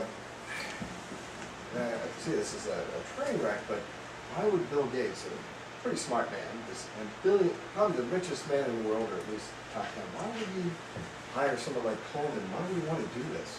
Well, why would Bill Gates spend all that money to abort black children in Africa? Why would he do that? First of all, Bill Gates' parents were on the board of Planned Parenthood. When he was growing up, he was intimately involved with that. That's the first thing. Second thing is that if Bill Gates gets his way with Common Core, there will never be another Bill Gates. Right? Just will never happen. When we ask ourselves what qualifies Bill Gates to do any of this, isn't he the guy that dropped out of college? I mean, and God bless him for doing it. He went and built in his garage computers. That's great. But what qualifies him to do this? Why has he gone to the UN? Why is Bill Gates a huge proponent of Agenda 21? Why has Bill Gates gone to the UN trying to cede national sovereignty in the name of one world government? I'll tell you the answer to that is World power. It's power. These technocrats. It's technocratic, right? It's money, it's power, and Gates is a big progressive, right? All the causes he supports reflect that. It's a frustrating question, isn't it? Yeah. The schools that took the money, what are the ramifications of pulling out now? Well, there are no ramifications for schools per se, but states face ramifications. You keep hearing how Common Core is voluntary, right? It was genuinely adopted. Well, what happened when Indiana 2 weeks ago became the first state? For a voluntary program, Indiana pulled out 2 weeks ago. What did the federal government say? The federal government immediately came back to Indiana and said, oh, you can pull out. But if you do, we're going to withhold $220 million, your entire federal education budget from your state. And number two, you must convince us to our satisfaction that whatever standards you replace Common Core with are the equal of Common Core. Do you think you could ever pass that test? Right? How are you going to, you could produce an entire state of Rhodes Scholars, and it's still not going to pass that test. So much for voluntary, right? But here's the thing. I don't know how many states it's going to take. Is it going to take 8 or 12 or 15? But at some point, when enough states pull out, they cannot punish them anymore. It's just not that you can't take 15 states and withhold your federal budgets. You can't do it. And Congress didn't vote on these. No, nobody voted on this. And that begs another question. Where is the opposition to this? Even if you, I don't put a lot of faith in Republican opposition, but even if you think the Republicans who control Congress, right, this is one of many lawless acts. This is one of many circumventions of democratic process. How about the Health and Human Service mandate? Right? Where is the fight for that in your congressional halls? No, and so, please don't look to the Republicans to bail you out. I'll tell you this, in the 32 states I've been in, I have had more problems with Republicans than Democrats. The Democrats all support it. They have no moral conscience about this whatsoever. It's good. It's the Republicans who in theory ought to know better, the anti-big government types. They're the ones carrying, in my state of Wisconsin, the Republicans control the Senate, the Assembly, and Governor Walker, considered one of the chief conservative governors in this country. And they want nothing to do with it. They will not let vote. We have all this legislation pending in the Wisconsin State House. After we had our 4 public hearings about Common Core in Wisconsin, everybody wanted out of it. Legislators drew up all this legislation to get rid of it, and it's to the 2 Republicans in the committee who would not allow a single vote to be held. Those are the moderate Republicans. They're not the Tea Party Republicans. How many of them are there? Not many. And then I would also ask you, and we'll go back to this. I don't want to deviate too far down this rabbit hole, but it seems to me that more and more Tea Party people get elected, they stop being Tea Party people once they get there, right? New Hampshire voted down all of the bills that went in. They wouldn't let any of them pass. That's right. To get rid of Common Core. That's right. And you have all the people who want it. Or the data or anything. No, that's right. All failed. And why do the Republicans and Democrats both want this? Because, well, how much federal dollars is coming into the states to take it? Right? It's not just the money you got through Race to the Top. And again, Massachusetts got $220 million. Oh, I'm sorry. Sorry. Can you get a little carried away there? All right. Massachusetts got $220 million. New York got $700 million. Right? And that's just the tip of the iceberg, because states that take Common Core have been promised millions and millions more over the next years to get everything up in place. Right? And so this is part of the problem. This is why Occupy Wall Street movement opposes this, right? It's crony capitalism. But back to the standards here. English, I've already mentioned to you that up to 50% of what the literature your kids read is gone. It's replaced with informational text. As Shafley points out, what you're going to get is much more indoctrination, much less discussions of characters, ethics, and morality that literature gave us, right? And another thing, we know categorically it's true that kids learn how to read. This is common sense. Kids learn how to write well only after they've learned how to read well.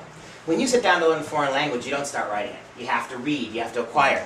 Common Core at every grade level lowers the overall level of reading by 50% and elevates the overall level of writing by 50%. They are writing more than they're reading in Common Core. And if you haven't read anything, what are you writing about? Well, that's where you get assignments like the one that made national news in Wisconsin. A couple of months ago, right? 3rd graders were sent home with the following essay. Tell us how the state is just like the family, but better. Oh, no. 3rd graders, right?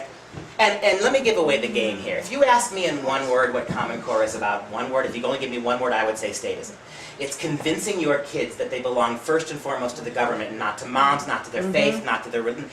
And I'll show you this moving forward. And right? global citizens. Global citizens. Well, global, not even American citizens. They belong to the government. Okay. That's again and again and again what this comes down to. And let me prove this to you here. Here are some of the informational texts that your kids will be exposed to in Common Core.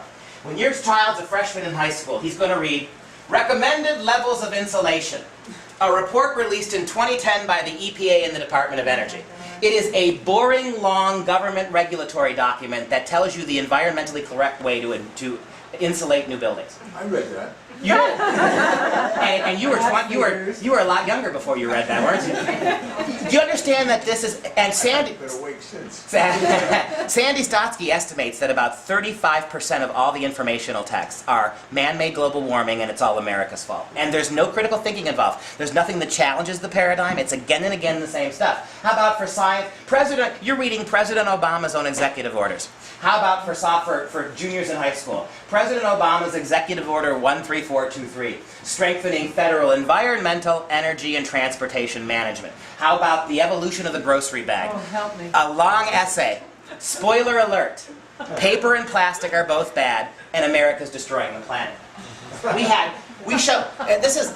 The danger of this. We had a mom. I gave a talk in Wisconsin before I came here, one of them. And there was a mom there of a third grader, and she's going to mail, I don't have it yet, she's going to mail it to me. She had 100 pages of reading that her third grader was doing in English class. It was all different, about 14 different short stories, about 100 pages. They'd spent 2 months on it. It was all dystopian literature for third graders. The premise was, America destroys the world because of global warming. And then what happens? And these short stories were all horror stories about what would happen when America destroys the planet. And it's about cannibalism and rape and incest designed to scare these kids, right? And they had 100 pages of this. She went through and she was reading passages. It was shocking. It was like something out of a bad grade B science fiction movie with Charlton Heston, Soylent Green, right? But this was for third graders. It's horrifying, yeah. And so it's the same thing they did, I remember, and let me make this clear. I think you all intuitively get this. Common Core is not new. Common Core is not new. This is an extension of what that's why we talked about No Child. Common Core is an extension of what they've been doing for 30 years. I remember when I was in the late 70s, when I was in second grade, I'll never forget it. In second grade, I was tormented because we spent an entire month in second grade talking about the coming ice age. How America was destroying the planet, only it was getting colder. I was, in my little 2-year-old brain, right? I was 6 years old. I was absolutely convinced, because that's all I could understand at that age, that a 6-mile-high wall of ice in the next hour or so was going to push me and my entire family into the Pacific Ocean. We were all going to drown. But that's what they wanted, right? And think about it. In the late 70s, it was the global ice age. Then it was global warming. And remember the ridiculous Inconvenient Truth, Al Gore's movie, that they were showing to first and second graders all across the country? Remember that one? There's 176 documented climate lies in that movie. My favorite is the polar bear. There's that one scene where you got a polar bear standing on a little chunk of ice, like it's, right? It's round. Right. And that's the last ice. And you got moms, you got kids coming home, Mommy, we're killing the polar. Nowhere in the movie does it point out that polar bears can swim for 150 miles. Nowhere is it pointed out that that polar bear is playing, right? Yeah. Because if you pan back, somebody actually did it, you pan back from that, you see a whole wall of ice, right? And then the fact that nobody pointed out that there are more polar bears alive today than at any time in the last 150 years. In fact, there are so many of them, they're dying because there's not enough food, right? But none of that's pointed out. They did it to me back in the 70s, so this isn't new. But you know, the thing is, it's pretty shocking. And it gets even worse than this, though. Now, we had a good laugh about that. Get ready to cry a little bit. Sandy also says, and I've seen it, of what little literature is left in Common Core, why is so much of it pornographic and sexually graphic? This is awful. Right? Sandy says, here's one example. This is Toni Morrison's The Bluest Eye. This is a book. Toni Morrison is a great writer. She's an African-American novelist. She won the Nobel Prize. But we would not teach this book to freshmen in college. It's all about a 12-year-old girl who's a victim of rape and incest. And over the course of the book, she comes to bond with her rapist and actually starts to enjoy their encounters. And she describes in shockingly graphic detail what goes on between them. And this book has been in classrooms in Common Core for kids as young as 8th grade. It's also already been had to be pulled out of 24 Catholic diocese schools. Right? I blacked out all the bad words. I'm not going to read them to you. I'm going to just flash this over there. It's important. Take a quick look, if you feel up to it. The level of graphic nature of this for middle school kids are reading this book. And as Sandy, I'm going to go off it now. And if you want to look at it a little more carefully, quietly when we're done, that's fine. But if I don't put it in there, no one believes it. And the thing about this is that the question that there's Dr. Stotsky right from down the road here. She says, we have to explore. Why? why so many of these exemplar texts are out of place, not just in the subject area Common Core placed them, but in a high school curriculum altogether. What are they doing there? Why, Sandy says, if what literature's left? Books like Dreaming in Cuban, pornographic. Books like Black Swan. How many of you, this is New Hampshire, how many of you heard about that poor fella who got dragged away from a school board meeting 2 weeks ago in handcuffs? Remember? Yeah. Just in New Hampshire? What town was that? Guilford. Guilford, New Hampshire, right? This man, his 6th grade daughter was reading softcore pornography in her English 12 classes. minutes, what was it? It's the story. I was like, It's 16. the name of 16 minutes. 16 minutes was the story. It is literal softcore pornography for 6th graders. They're reading it. So I Dad, think she was actually older than, I think she was 15. was she 15? Yeah, I think she was in 9th grade. There was Yeah, 9th grade. 50. The 6th grader, yeah, that's right. The 6th grader's coming up in the next example. You're right. But still, 15. Right. So 15th was 9th grade. Yeah, but you have had. Bluest Eye has been in schools as young as 8th grade. Then you got books like Dreaming in Cuban, which has been a 7th grade book. All of these have really shocking graphic sexual content. Oh, because he wouldn't, They wouldn't answer him. yeah, No, he gave up his, he so-called exceeded his 2 minutes of Oh, I see. allocated time. He- And they slapped the cuffs on him. somebody as asked soon a as he went over question and he was responding to the. And they dragged him away. It Yeah. said like 15, 20 seconds. Yeah, it was very- Yeah, and everyone, the scary part about that was everyone in the audience was quiet. Yes, No one nobody- stood up No for one him. stood up for him. People Yeah. are afraid Yeah. we're going to lose freedom of speech. It's gone. Yeah. It is, yeah. And she asked a great question. Oh, and by the way, with regards to these reading assignments, there's a reason why this is happening, and we're going to get to that in about 10 minutes. But I just want to float that question out there. I also want, keep this in mind too, for Christian schools, Catholic schools, homeschools. The federal government, in their wildest dreams, never imagined that the Catholic schools were going to do this. If they thought for 1 second that the Catholic schools might, they would have made Catholic versions. They would have had Pearson make Catholic Common Core textbooks, which would have been slightly less bad as a way to entice Catholic schools. But need to do that. one of the shocking things here is that the Catholic schools, they so jumped into this that the feds weren't prepared for it. If the federal government's not stupid. They know now that in your Catholic schools, your kids are going to be encountering these books because all the textbooks are for the public schools. And if they had really wanted the Catholic schools to take it and then live with it, they'd have moderated them at first. And so in a way, the fact that the Catholic schools took it so quick, the only redeeming grace about this is it really shows how incompatible this is with Catholic philosophy. What are these books doing there? They're not reading the Christian classics anymore. They're reading junk like this. Well, then why are they not out of the Catholic schools if there's this much? Because what the Catholics always say, whenever the Catholic administrators say, when those books have been found, well, that's the textbook's problem. It's not Common Core. Well, that was a mistake, right? We'll just make sure that story doesn't get taught. That's the attitude. Common Core is fine. If you find a bad lesson, we'll just not teach that lesson, right? And you find them now Xing out things out of the books. Because this is the other thing, is that the only textbooks for Common Core are the Pearson public ones. So they're getting this stuff. And even if your teachers have the wherewithal to eliminate certain things, inevitably they're going to have to teach certain things. And if everything becomes geared to a national standard, those stories, if they appear on the national tests, aren't they going to have to be taught in your schools? If the whole purpose of this is to keep pace with the public schools, and why is that the ambition of our Catholic schools? You won't get into college if you don't. Well, we can talk about that. All right. Okay. Now, what about math? Math. Well, remember how we talked about the validation committee, right? Milgram points out, when I asked him about this, you keep hearing how Common Core is internationally benchmarked. Common Core math. We've measured this again. And so Milgram went to the committee, the only math guy, and they handed him a list. Here are the schools. Here are the countries that we've measured Common Core math against. And they were all the right schools, right? You had Sweden and South Korea, the schools that really do math well, the countries. And Milgram said, great list, now show me your math. Show me how you measured it. For the entire month he sat on that committee, nobody ever produced a shred, not one iota of evidence that any of that had ever been done. In fact, nobody in the country has ever seen any evidence that they actually did this. Other than Sandy says, I'm convinced they wrote down a list of good math countries and handed it to us. Because they've never showed us anything. Right? Not a single shred. And so when I asked Milgram what the point of Common Core math was, he said, look at this video. This woman, and you cannot make this up, this woman is a community activist from Chicago. And she is talking to a group of Illinois high school math teachers about the philosophy of Common Core math. And here's what she says.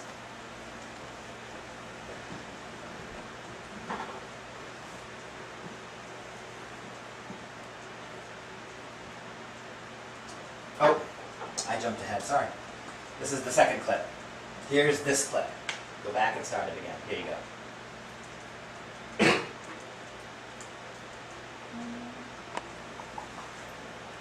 Not sure why the volume's doing that. Maybe the connection's loose, maybe there's The a body connection connection. with it. Right here. Make sure it's on.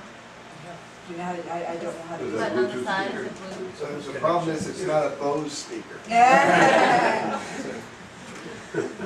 There we go. Their answer really in word.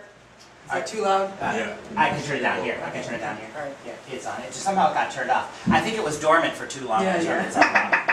All right, here we go. But even under the new Common Core, even if they said 3 times 4 was 11, if they were able to explain their reasoning and explain how they came up with their answer really in words and in oral explanations, and they showed it in the picture, but they just got the final number wrong, we're really more focusing on the how and the way. That's right, Milgram said. It's not about right answers. One of the preferred ways that reality. well, there's no truth. Remember what Shafley said? Truth. Yeah, right. Too bad the IRS doesn't do math that way. Wonderful. But Milgram points out rightly, he said, this is math, a math curriculum designed to make people comfortable with a little math, not to allow people to excel. Do you know how Common Core math is done in New York, Florida, and Kentucky, most places? Elementary school math. Math teachers don't teach it. Kids come to school, the teacher puts the kids in groups of 2 and 3, and she gives them a math problem. The job of the assignment is to get all 3 kids in the committee, in the little group, to agree what they think the right answer is. We actually have a situation, a mom mailed us a test from Florida, from New York, a 3rd grade boy. The exam question was 6 times 7. Little boy wrote 42. In red pencil, he gets it marked wrong. The teacher writes, the other 2 children in your peer group agreed on a different answer, so they got it correct. You got the right answer, but you couldn't get your other colleagues to agree, so you got it marked wrong. Another little boy, who in an addition question, the answer was 111. He wrote 111 and got it marked wrong because he didn't draw the required 111 circles to get the answer right. And Milgram then points us to this example. And you know, if you type in bad Common Core math into Google, you will find thousands of examples like the one I'm going to show you. Milgram, this is an interesting one. The one I'm about to show you. This woman, a college math professor, who was one of Milgram's students, that's how he knows it. One of Milgram's math professor students cannot help her 3rd grade daughter with math. Not because she doesn't understand the concepts, because of Common Core. So this mom put the little girl at a whiteboard and made her work Common Core math problem. It's shocking, Milgram said it's exactly what we learned in the committee.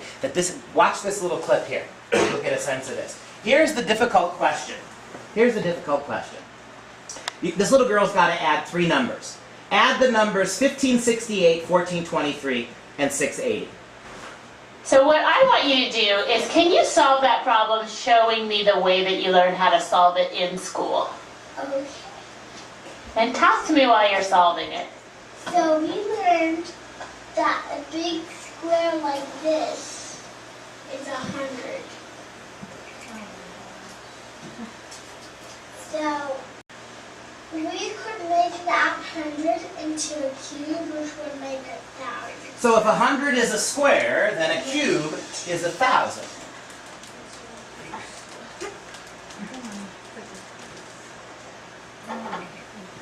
So let's just say that's 1,000. And now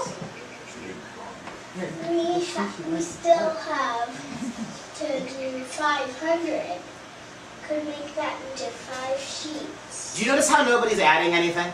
This is just what you have to do to get the first number on the board. So We have 60. So the lines equal 10s and the dots equal 1s. That's exhausting. Thank you. Oh my gosh. For her birthday, That's a test. she got Now you got to put the second number on the board. On the computer. Why can't you do this to children? the dots represent 1. Okay. So now we have to add all of these together.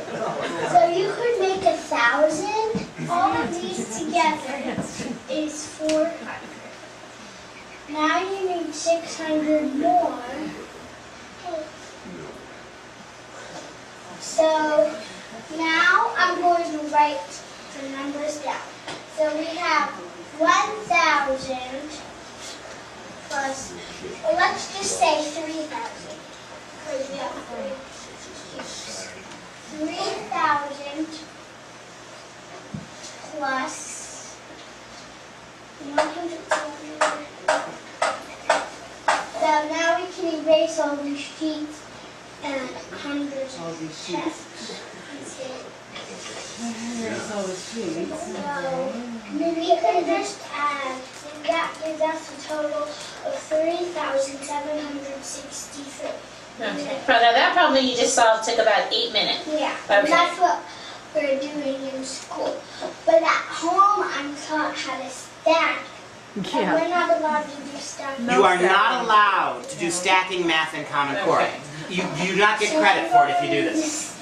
This is stacking math the way you and I learned. Took about a minute. Yeah. If you do that in Common Core, they mark the whole problem wrong. What's What are you thinking? You're looking at your problem. Destroy the country. You got 2 different answers. You got 2 different answers. What do you think happened? Maybe I counted wrong. Looks like you did the stacking correctly, and that took you about a minute. So I think I did something messed up in this sheet. What do you think happened? Is this on YouTube? It is. Well, since that way was more confusing. So out of the mouths of babes, right? Look, the thing about this that is so shocking is, as Milgram points out, if they allowed them to do the stacking math, and then, because even if you want to make the argument that some kids are visual learners, teach them how to do it the right way, and then, if you want to, show them other ways. But you're prohibited from doing the stacking math in Common Core. And I said, so why are they doing this, Jim? And he said, the only reason is so that moms and dads cannot help their kids with homework. That the purpose of this is to make math both confusing to the point that kids will hate it, and retard kids who could do real math. And to make sure that you as moms and dads, only the schools can help them with this. What kind of system would they ever have for something like calculus or? That's They're it. not gonna have that. They're not going to have it. You'll never get that. You'll never get that. Let me tell you why. Milgram points out correctly that in every high-achieving math country on earth, Sweden, whatever, they start algebra, serious algebra in 7th or even 6th grade. In No Child Left Behind America, our kids didn't start algebra routinely until 8th grade. Under Common Core, algebra is pushed into high school. Do you understand why it has to be? It takes 8 minutes to do one of those ridiculous problems. How much time are you going to spend every day with your kids in groups? 10, 20 minutes? Letting them figure out what they think? And look, when I was in 3rd grade, and I discussed this with Milgram, when I was in 3rd grade, for some reason, God's gift, I was able to read at almost a college level. Right? So in 3rd grade, they let me read higher books. I was reading Shakespeare in 3rd. It's probably why I entered the high finance world of English professor, right? Because that's what I was good at. But in 3rd grade, my math skills were decidedly 2nd grade. And you know, they sort of still are. I can calculate a tip, balance a checkbook, and that's the end of it. That is the end of my math. But so what? So what? If you had put me, with my bad math, if you had put me in a group of 3 other kids, I'm going to agree with whatever the smart kid says. Yeah. You could have 6 times 7, some kid could have said, if he said it convincingly, it's 476 million, I'd have said, right on, brother, right? Can you imagine my delight as a lousy math student if you let me draw cubes and circles and squares? And the thing about Common Core math that's so frustrating is it's never done the same way twice.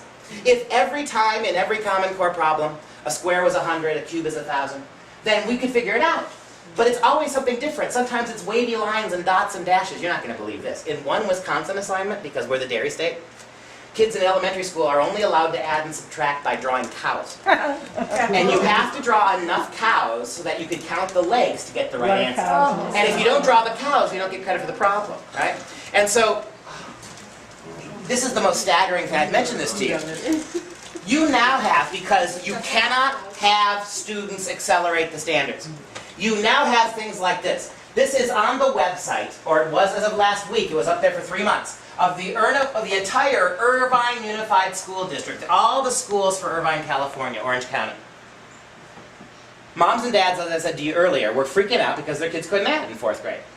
So they hired tutors and they began to do other work. The school publicly threatened and warned them. Here's the warning. And 25 other school districts across the country have already posted similar comments to this on their official district websites. Oh my goodness. Listen to the warning. Here's the warning. The links to math, the links on this page are intended to support the classroom instruction that your child receives from his teacher. It is not appropriate to go ahead of the classroom or to use this site to have your child turn in math that is intended for use in subsequent grade levels. There's a warning. Now listen to this threat. Your child's math instruction and placement will not change as a result of working ahead. This means that your child will continue to work in the grade level appropriate math regardless of any work that is done and submitted to the teacher. I don't care if your third grader can do calculus. He's going to sit there with his peers and he's going to draw cubes and cows and circles. Right? You are not moving, because that throws everything off. And again, if you're a kid who can genuinely move ahead in math, what is this going to do to you? Yeah. How is this going to, and how, with every nasty step we take down this road, ask yourself, how in the world does this align with Catholic theology? Or Christian theology? Or common sense? What are they doing here? All right. Here's Joy. I mentioned Joy Pullman to you. She's the one who did the definitive article tracing the creation of the standards back to 5 people, including Jason Zimba, the math. And remember what Jason Zimba admitted? No, yeah, this is not designed for your kids to do college-level math. We did not design a curriculum to prepare your kids to do math in college. If they're going to be working in assembly lines and they're going to be working in fast food restaurants, they don't need that kind of math. And by the way, you know who else really supports Common Core? The Chambers of Commerce. Why? For the same reason they support open borders and amnesty. We want cheap workers. We want workers we can bring into this country with low skills, who we don't have to pay very much. We've got enough CEOs, we've got enough executives, we've got enough Bill Gates. So now we're going to keep on having them. Okay. Well, someday the borders might get closed down. So how are we going to keep having them? By turning our American kids into them. Workers who aren't qualified to do anything. How are we going to have CEOs? Well, there's always, in every socialist state, there's always a ruling class, isn't there? Right? There's always one, right? I'm just so glad. I just want to make sure we got it straight. Yeah, that's right, man. And for asking a question like that, I'm going to make sure you're one of those few. We're going to make sure. But how many of you, this is something that happened last year, but nobody picked up on it, and it's never been repeated. But in a speech last year, and you can find it on YouTube, in a speech last year, about a year and a half ago, President Obama floated the idea, did any of you hear this? Of creating what he called 28 elite universities. Do you remember that? He floated a plan, and he got such blowback that he never picked it up again. But his plan was, he said, that we should take all the Ivy Leagues, Berkeley, all 28 of the best schools in this country, and designate them elite universities, he said. And no one would be able to go there unless the federal government selected them. Right. And if the federal government selected you for one of those schools, they would pay your entire tuition for free. Now, you know, they own you. You know, your kids and my kids will never get there. Your kids could be geniuses, they're not going to Harvard. But I guarantee you the Bush kids would go there, and I guarantee you the Obama kids would go there. So he never, and now again, he never picked it up again. But he said it, right? That if we create, why not create a series of elite universities that we decide who goes there, and for the best and brightest, we pay their whole way. You understand, there's your answer to where are the bright ones. And you know they're not going to be picked primarily for their educational prowess. Yeah, because we have Teddy. That's right. They're going to be picked for what? They're going to be picked for their political affiliations. They're going to be picked for their names. They're going to be picked for their loyalty to the party. Isn't that what happened in the Soviet Union? Mm-hmm. Right? It's exactly the same. It's exactly the same. All the kids who were ideologically pure or came from the ideologically pure families, they were the ones who became the Politburo. Right? And again, he hasn't mentioned it since. But it's out there. He floated the idea. So Joy says, here's what Joy says. Why? The question we've been asking. Why should centrally controlled, taxpayer-funded, unaccountable to the public committees have the power to define what nearly every U.S. school children will learn? The most important, and here's, I cited this quote to you before, the most important thing to understand about education standards is that research has demonstrated they have no effect on student achievement. That's right, no effect at all. The latest, a series of data analysis, the most recent one, from the left-leaning Brookings Institute, found absolutely no link between state standards and student achievement. Between any state, none. It's not about academics. It's not about, well, and we know, it's not about academics, right? Really. All right, so the final part of this talk, in some ways, is the most alarming. Whenever the federal government does a big takeover of anything, you get all sorts of things that have nothing to do with health care. I think the Health and Human Service mandate's a great example, right? So you provide national health care, and now because of that, because the federal government is providing national health care to people, supposedly free, you're going to force the Catholic Church to be able to have to pay for birth control and abortion for its employees. Do you see the inconsonant nature of that message? Yeah. You just took over health care. You're going to provide it to everybody at the federal level. And then you're going to punish the nuns, and you're going to punish the priests, and you're going to punish the Catholic hospitals if they don't provide abortion control, abortion services for their employees. Do you see the absurdity of that? But that's what you've got now, right? So whenever the federal government does something like this, there are always things that come with it. And this, you mentioned the data mining. Well, as a consequence of taking Race to the Top money, it is written into the provisions of the federal Race to the Top document. If you take Race to the Top and take Common Core, you are obligated to turn data, all kinds of data, over to the state, the federal government, about your kids. And it's not just questions either, simple questions. This is the facility they built in Utah. They just finished it last year. It's a multi-billion-dollar facility. This is where they're going to house your kids' information. Remember when you and I were kids, we went to school, the only thing that ever appeared on our transcripts was our final grades. Under Common Core, every single teacher comment, every single evaluation, quiz, every single conduct comment, and medical history. If your kid has ADHD, or your kid is dyslexic, or your kid has 1 year where he has a learning disability, all that becomes part of your kid's permanent record, and the federal government has already said they will make that information available to employers one day. Okay. Third parties. And third parties. When your kids go to get jobs, hundreds of kids applying for the same job, they're going to be able to find out what your kid did in 2nd grade, or if your kid had a reading problem in 4th grade. But parents won't be able to get it. You can't get it. You're exactly right. You know who can't see it is the parents. There are parents groups, excellent comment, there are parents groups all across the country that have begun to sue schools to release this data. Do you know what they're doing now, the schools? Happened already in places like Nebraska. One dad, I think it was in Nebraska, or Utah even, maybe it was Utah, sued the government. He demanded to see his kids' records. The school came back and said to him, "It's going to take, we can give you that, we have to give you that," the school said, "but it's going to cost thousands of man hours to hunt that data down. So if you pay us $12,000, we'll let you access some of that information." Who's going to pay that, right? Yeah, but then I don't know what you're getting either. And how would you ever know you're getting the full file? That's the other thing. And this, so bad is this, that the people of Utah are so outraged about this. Let's talk about environmentalism for a moment. This building, because it's all computers, superheated computers, right? Computers get hot. This building requires 1 million gallons of water a day to keep the computers cool. In a desert state like Utah, 1 million gallons to keep it. And so the people of Utah are trying to craft legislation to cut off all water to this building. Good for them, I love it. I doubt they'll win against the feds, but yes, that's what they're trying to do. And here, look at the title of this document. This document was written back just about a year ago in February 2013 by the Federal Department of Education. I want you to notice the title of this document.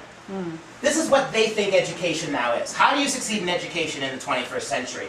Promoting grit, tenacity, and perseverance. Is that what education is to you? When I hear the word grit, I think of John Wayne getting a bullet dug out of his thigh with a hot Bowie knife. Is that the vision that you have for your kids' education? Is it something they just have to grit it out? Is it something that they just have to hang in there and be tenacious with? Well, given what you've seen from the curriculum, how could it be anything else? How, again, is this consonant with what John Cardinal Henry Newman said, with what Bishop Morlino said, with what Phyllis Schlafly said, with what your own two eyes teach you about the nature of your kids with regard to the world God made and how He made them? And if you open this document to the 43rd page, you see this. These are the things that Hal mentioned at the beginning of the talk. They're not just going to ask your kids questions. They're going to biologically data mine your kids. This is basically it's a blood pressure cuff, usually worn about the bicep. But they've cleverly adapted it to fit the wrists of little school kids. It is a crude kind of lie detector. It measures blood rate, blood pressure, pulse, and heart rate. And you put it on the little kid's wrist and you ask them questions and you can try to gauge whether they're lying to you or not. One little girl, 13-year-old girl in New York State, came home last year with a big purple bruise on her wrist. It's the only way Mom knew. What happened to you? Well, Mom, the student nurse and the principal, one of the principals, took me into a room. They had it too tight. They put this on her wrist and asked her dozens and dozens of questions, including, just down south in New York, and asked her questions like, do your parents vote? Did they vote in the last election? Who did they vote for in the last election? Are there guns in your house? Would you feel better if somebody from the school came and took those guns away? Are your parents divorced? This little girl's parents were. Would you feel better if the school helped you live with the parent of your choice? This is what they did, right? And do you know that Bill Gates is right now collaborating to try to create an MRI scan that's available for classroom use? They want to be able, if they can make one and if cost effectively enough, they want to scan your kids' brainwaves when they're doing their homework or sitting at their computers. The posture analysis seat. Do certain topics cause your kids to scrunch down? As far as I know, none of this is in New Hampshire right now. And as far as I know, none of this is in Wisconsin. Is it in New York? Yep. Is it in Florida? Absolutely. Massachusetts? I don't know about Massachusetts. It's in Kentucky, the 3 early states. I can tell you that it's in Pennsylvania and California, and those weren't early test states. I can also tell you this, that this one is pretty shocking. Beware, there was one entire Pennsylvania high school district. Every high school in this school district in Pennsylvania, the beginning of class last year, a year ago in September, about 2 weeks before classes began, a note went home to moms and dads. There will be no pencils, no paper. The only school supply your kids will use all year long is a laptop computer. And you cannot provide your own. So the kids showed up to class the first day and they were all issued state computers. And in the public schools, the moms and dads were billed $650 for the use of those computers. Those computers had NASA quality global positioning information. Wherever that thing went, it was being tracked. Every single keystroke ever hit on that computer became part of your kid's permanent record for the rest of her life. It's like the NSA. I'm not saying somebody's sitting in the principal's office watching your daughter punch numbers. But if there ever was a problem, they could go into your daughter's file and they could take that information and they can decode it to find out every single word typed in that computer. And that's also true of the camera. You know, when you open the laptop, there's that camera, there's that little place at the center. They had put cameras in there. Every single time that laptop computer was turned on, it was recording whoever was watching it, and you had no ability to turn it off. So imagine your 8-year-old daughter is sitting there doing her math homework on the laptop, and her 7-year-old sister gets out of the shower and pads across, naked across the bedroom to get a towel. If that gets picked up, it gets picked up. Anything that walks in front of that camera becomes part of your kid's permanent information file. Again, I'm not saying that there's somebody watching this in real time. In the same, you know how the NSA is collecting all these phone calls? They can't listen to them all. But if somebody ever accuses you of being a terrorist, they can see what they've got on you, and they can begin to piece it together if they need to. Yes, sir? Would you get threatened to, would you, if you were to cover it up, cover it piece of over tape. or something? I don't know what they do. The vast majority of moms and dads don't even know it's there, number one. I would imagine. It's not like they advertise that it's there. It's a good question. I don't suppose they could do anything to you if you covered it up. I can't imagine they could, because again, no one's watching them in real time. But then you're still dealing with the keystroke technology, and you're still dealing with everything else that comes along with this. The question, and I admire your intuition in wanting to figure out ways around this. Let's employ some of that ingenuity to stop it altogether, right? More of it will be needed. All right. Yeah. All right. So there's that. And so this. Oh, give you an example from Wisconsin. Give you an example from Wisconsin. State that has conservative Senate, conservative Assembly. Oh yeah, and by the way, yeah, that's true. We're about to embark on the last 10 minutes of this. Just FYI, it is a little adult, right? So I'll be very careful about what I do here. But I just want to give a heads up to anyone in the audience. The Catholic schools would never do that. Well, that's right. We would, and I'm going to blow that one out of the water right now. We would never do this. Before we go on to this, which is the last part. My sons are here. Do you want them here? Should I have my kids go out away? Maybe not, Christine.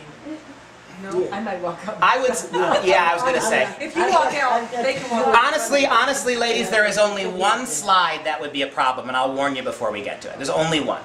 And it's in the grand scheme of things, I'll warn you before it happens, okay? I understand, and I'll warn you so you can look away. We're really careful about that kind of thing. I understand. Okay.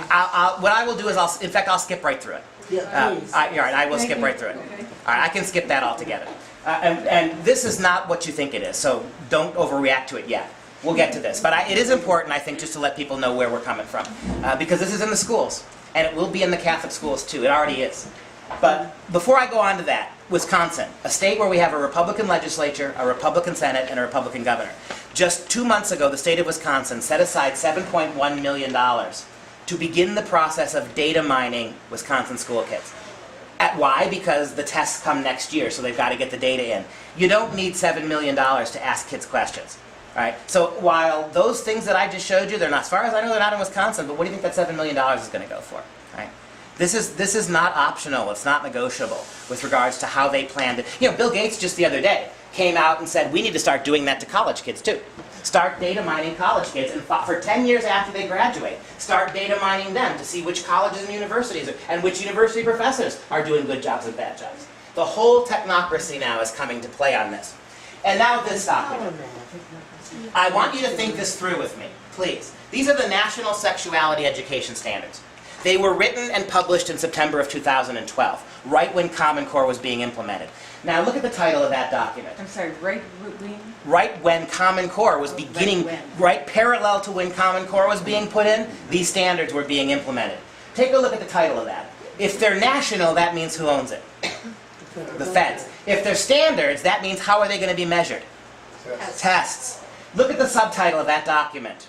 It is core content. What does that mean, core content? Core what?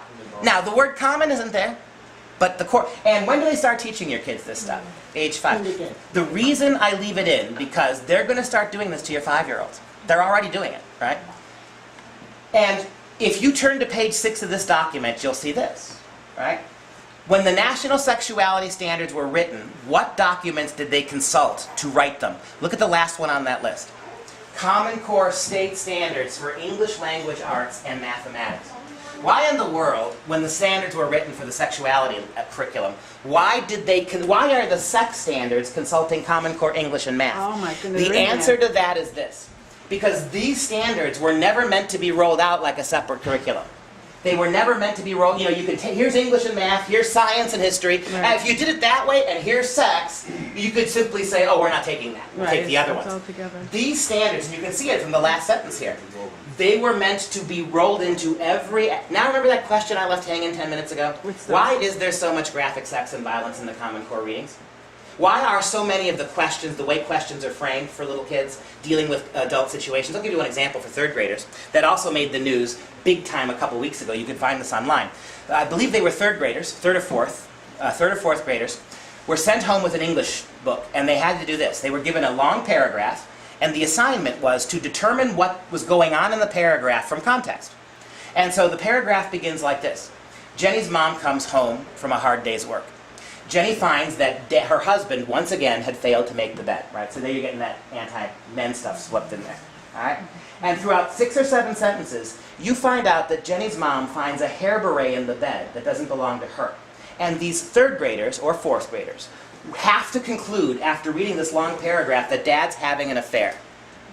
That dad is in an adulterous relationship. That, at 3rd and 4th grade, is what you have to conclude after you read it. That's written for kids that young. Right? And so why? Why is there so much sex? Why is there so much graphic stuff in the Common Core? In math, look at the way the math story problems work in Common Core. Sexualizing everything. Right? Highly, highly sexualized, right? Why? Because we know, and if they're going to start your kids off with this at 5 years old, we know they don't put 5-year-olds in sex ed class, and we know they don't have biology class for 5-year-olds. They're going to have to start doing this, and you're about to see that I can show you the standards, or some of them, because they have nothing at all to do with biology. I would think most of us in this room, I think most of us in this room would agree, it's not the federal government's job to teach you this stuff. It is a parent's responsibility. Right? Even a school's job. It's not a school's job. No, that's what I meant, the schools, the federal school, public schools. It's not their job to teach your kids this. But even if you want to make the argument that, well, no, I want my kids to learn about birth control in the schools, I would disagree vehemently, but even if you make that argument, the thing about this is that it doesn't do any of that stuff. What they do is they break your kids up in 3-year cycles. 5, 6, 7-year-olds test. 8, 9, 10-year-olds test, and so on. Here are some of the standards that will be required of your 5, and 6, and 7-year-old kids in the public schools. By the end of 2nd grade, by the time your daughter's 7, she will identify different kinds of family structures and demonstrate ways to show respect for different kinds of families. Well, I want my kids to respect everybody, but your kids now at age 5, 6, and 7 are going to be exposed to polyamorous families, to single mom, single dad families, to homosexual families, and your kids will be required at that young age to demonstrate respect for them. How, by the way, who gets to determine what respect is? from the federal government's perspective, can you respect same-sex marriage if you disagree with it fundamentally? And who's going to win that battle now? We said before that this is statism, and we said before that what the overriding purpose of this is to separate you from your kids. If your kids now are coming home having to meet that standard, and you're trying to teach, first of all, you're not going to teach your 5-year-old about this, but they are. So you got a couple options. You're going to step in and try to unteach them what they're learning. Like you said before, ladies, you can't unsee something you've seen, right? If they're getting it there and you're trying to unmake it. There's a little girl in Wisconsin just the other day who came home and taunted her mother and said, "Mommy, Mommy," she's 7, "Mommy, Mommy, girls can get married and there's nothing you can do about it." All right? And the thing that got the mother was the defiant tone, right? She wasn't even all that surprised they were teaching her kid that. But it was this, "You can't tell me it's not true." Right? And again, you see, what does any of this have to do with biology? What does any of this have to do with anything other than pure sociology? And you're right, the reason we don't teach our kids about sex at 5, 6, and 7 is because you're not teaching them, you're implanting things in their brains. At that young age, all you're doing is you're conditioning them. Right? It's a kind of child abuse. And it's pure sociology. How about this? By the time your daughter's 7, she will describe differences and similarities in how boys and girls may be expected to act. Because you know, if math isn't true, then neither is biology and gender. There's no such thing as male and female, right? That everything is a continuum. And look at the next one. You're going to, at age 7, you're going to send your daughter to the internet to do a sex and gender search. By the time your daughter's 7, she will provide examples of how friends, family, media, society, and culture influence ways boys and girls think they should act. So before your kid's even 8 years old, before she's even in 3rd grade, they're going to be conditioned to believe that gender's a construct. They're going to be forced to demonstrate respect, however the federal government describes that, for any and all kinds of families. Right? Regardless of religious preference, I am eager to see. They seem terribly uninterested how Christian families are going to react to this, or Jewish families. I will be terribly interested to see how this plays in Muslim schools. Now, I got to say, with all due respect, the one thing the Muslims have figured out better than us is they don't send their kids to the public schools. They're not going to accept this. And they will not take this in their schools, right? Our Catholic schools are. When I was in New York, I think they'll be happy that we have. Oh, I think they'll be very delighted. Well, I think they'll really happy. Well, I think they'll think we've been doing this all along, right? Yeah. But the thing is that even in Jewish schools, when I gave that talk in Albany to about 800 people that Hal mentioned, I had a bunch of Jewish people in the audience. They're liberals. Well, I know, but they also have a tremendous, obviously, a cultural veneration for education, right? To the point of parody, right? The Jewish mother, oy vey, right? My kid's not a doctor, he's a failure. You know, right? So you got that. And so I had a bunch of Jewish rabbis there, and when they came up to me afterwards, I said to them, because I talked about the Catholics and the Lutherans doing this too, I said, "Well, please tell me." I said, "Rabbi, please tell me, you guys aren't doing this." And he shook his head and he said, "No, all the rabbinical schools have accepted it." And because he said to me, "I'd have thought you Catholics would have had it figured out." He thought we were the Catholics were the ones who wouldn't have done this. We're total line. It broke his heart. He thought the Catholic schools would at least have the common sense not to do it. How about this? So again, think about this. How many of you saw the law that Jerry Brown passed in California last summer? Jerry Brown passed the first law of its kind in California, and it says this: any public school kid, from kindergarten through high school, any public school kid whatsoever, who comes to class and simply declares that he or she is the opposite gender, they must immediately be allowed to use the opposite sex bathrooms. They must immediately be allowed to play on opposite sex sports teams, including showering in the opposite locker. It's already happened. You had a 13-year-old boy about 2 months ago who showed up and declared he was a girl. He immediately was put on the girls' softball team. And a girl lost a spot on that team. And he now showers in the girls' showers, and he goes into the girls' bathrooms whenever he wants to. And when even very liberal people in California balked at this and said, "Governor, why don't you just require the schools to build 3rd bathrooms for gender questioning kids?" Right? That's the liberal answer to this. And again, how expensive would that be? But I promise you this. By the end of this decade, your New Hampshire schools will all be mandated to have gender-neutral bathrooms. I guarantee that's coming. But the governor said, no, we can't do that, because separate but equal is still discriminatory. If they say they're girls, they must be treated. And you know who never got asked about this? All those girls who now have to go to the bathroom with a boy, right? They were never asked their opinion. And that's what this is, right? And by the way, how do 7-year-olds process this? How do you get this across to a 7-year-old? How do you convince a 6-year-old that gender is a construct? They don't know what gender is, right? How about this? By the They don't time know it. by the time your kid's 5, by the time your kid's in 5th grade, by the time your kid's 10, here's the standard. It's not an option. Your child will define sexual orientation as the romantic attraction of an individual to someone of the same gender or someone of a different gender. That's how they will define it. And what happens if you teach them a different way? Somebody's bullying those kids. Somebody's not operating in the best interest of those children's health, right? And explain to me how in the world, given that there are no Catholic Common Core textbooks, nor are there likely to be now, because why would Pearson make them now when all your Catholic schools have taken them as they are? And this stuff's in it. All this stuff is part of it. How do you pull this out of what's going on in the Catholic schools? And is this in literature class? In every class. Yeah. Right now, all we have is English and math. Yeah. But the question becomes, with those standards, why is there so much graphic sex in English class? Why are so many of the math story problem questions highly sexual? They deal with Johnny's 2 dads, or they emphasize, in the simple story problem, the cultural aspects of the way math is presented to your kids. In the assignments. Where do the schools get their textbooks? From where? Pearson. I mean, where are the Catholic schools going to get their that's textbooks? right. There's no place to go. And so you got all these Catholic schools who've gotten rid of all their textbooks, and at great expense bought the Common Core ones. And so even in Bishop Ricken's diocese in Green Bay, Bishop Ricken outlawed it, but had to give the schools 18 months to get it out because they all got the new textbooks.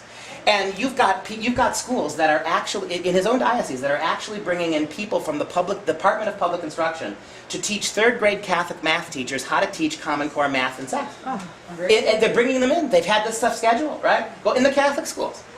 All right, so let me see real quick. Well, the reason why they have them all mixed up, the sex stuff in, it's because if they put it as a separate subject, they never get away with it. That's right. If they put it as, and how could you do it? Yeah. How are you going to teach a 5-year-old?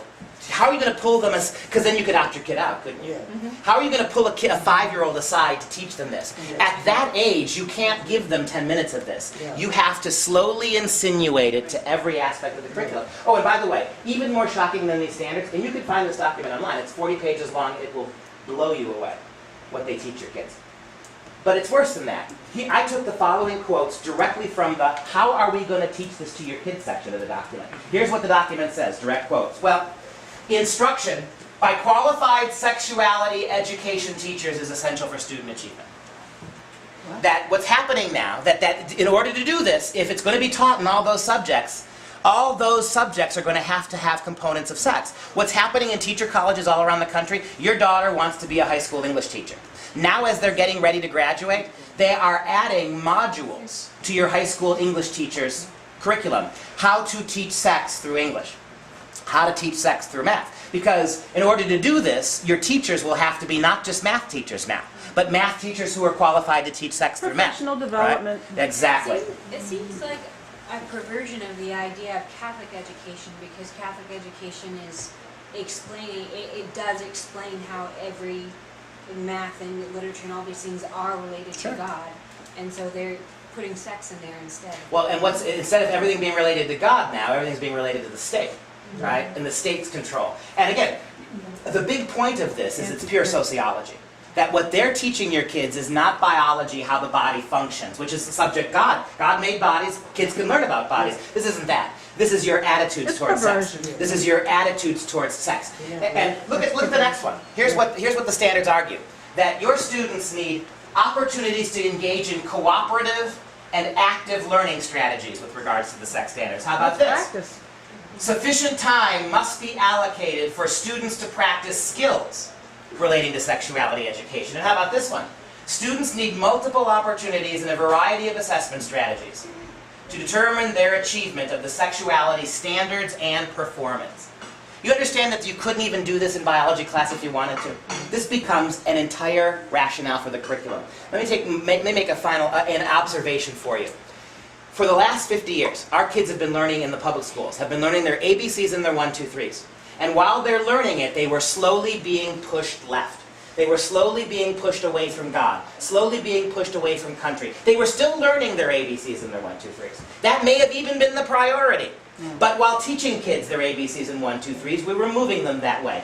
I think the big revolution of Common Core is that the ABCs and 1, 2, 3s are now much less important than the sociology. Right. The purpose of this is first and foremost to move your kids.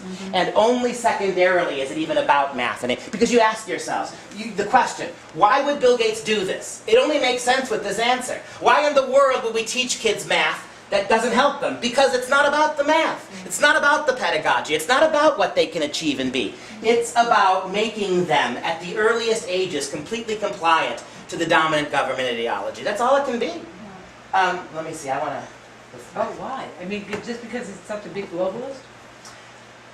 He's a megalomaniac. I think he's convinced that that's the way of the future. I think he's a one-world government guy. I think he thinks it's more just and fair. I do not think he has the slightest sympathy at all for religion. We keep hearing about how his wife is a Catholic. Fair enough. And yet, that's what they said. She's an avowed Catholic, and they're the single biggest proponents of abortion on the global stage, right? And so they're Catholics. They keep telling you, right? And that's it, right? This is social justice curriculum. Absolutely divorced from religion. This is social justice, right? And we know that social justice is purely a Marxist phenomenon, right? That's where it's coming from. Let me look and see, because I want the one slide I said I wouldn't show you. I don't want to show you. Is it next? I think it might be next. Let me see. Yeah, it is next. Okay, I'm going to skip this one, but I'm going to tell you what it is. I won't show it to you. It's a poster. It's a poster that hangs on the front of the blackboard in a school in Shawnee, Kansas.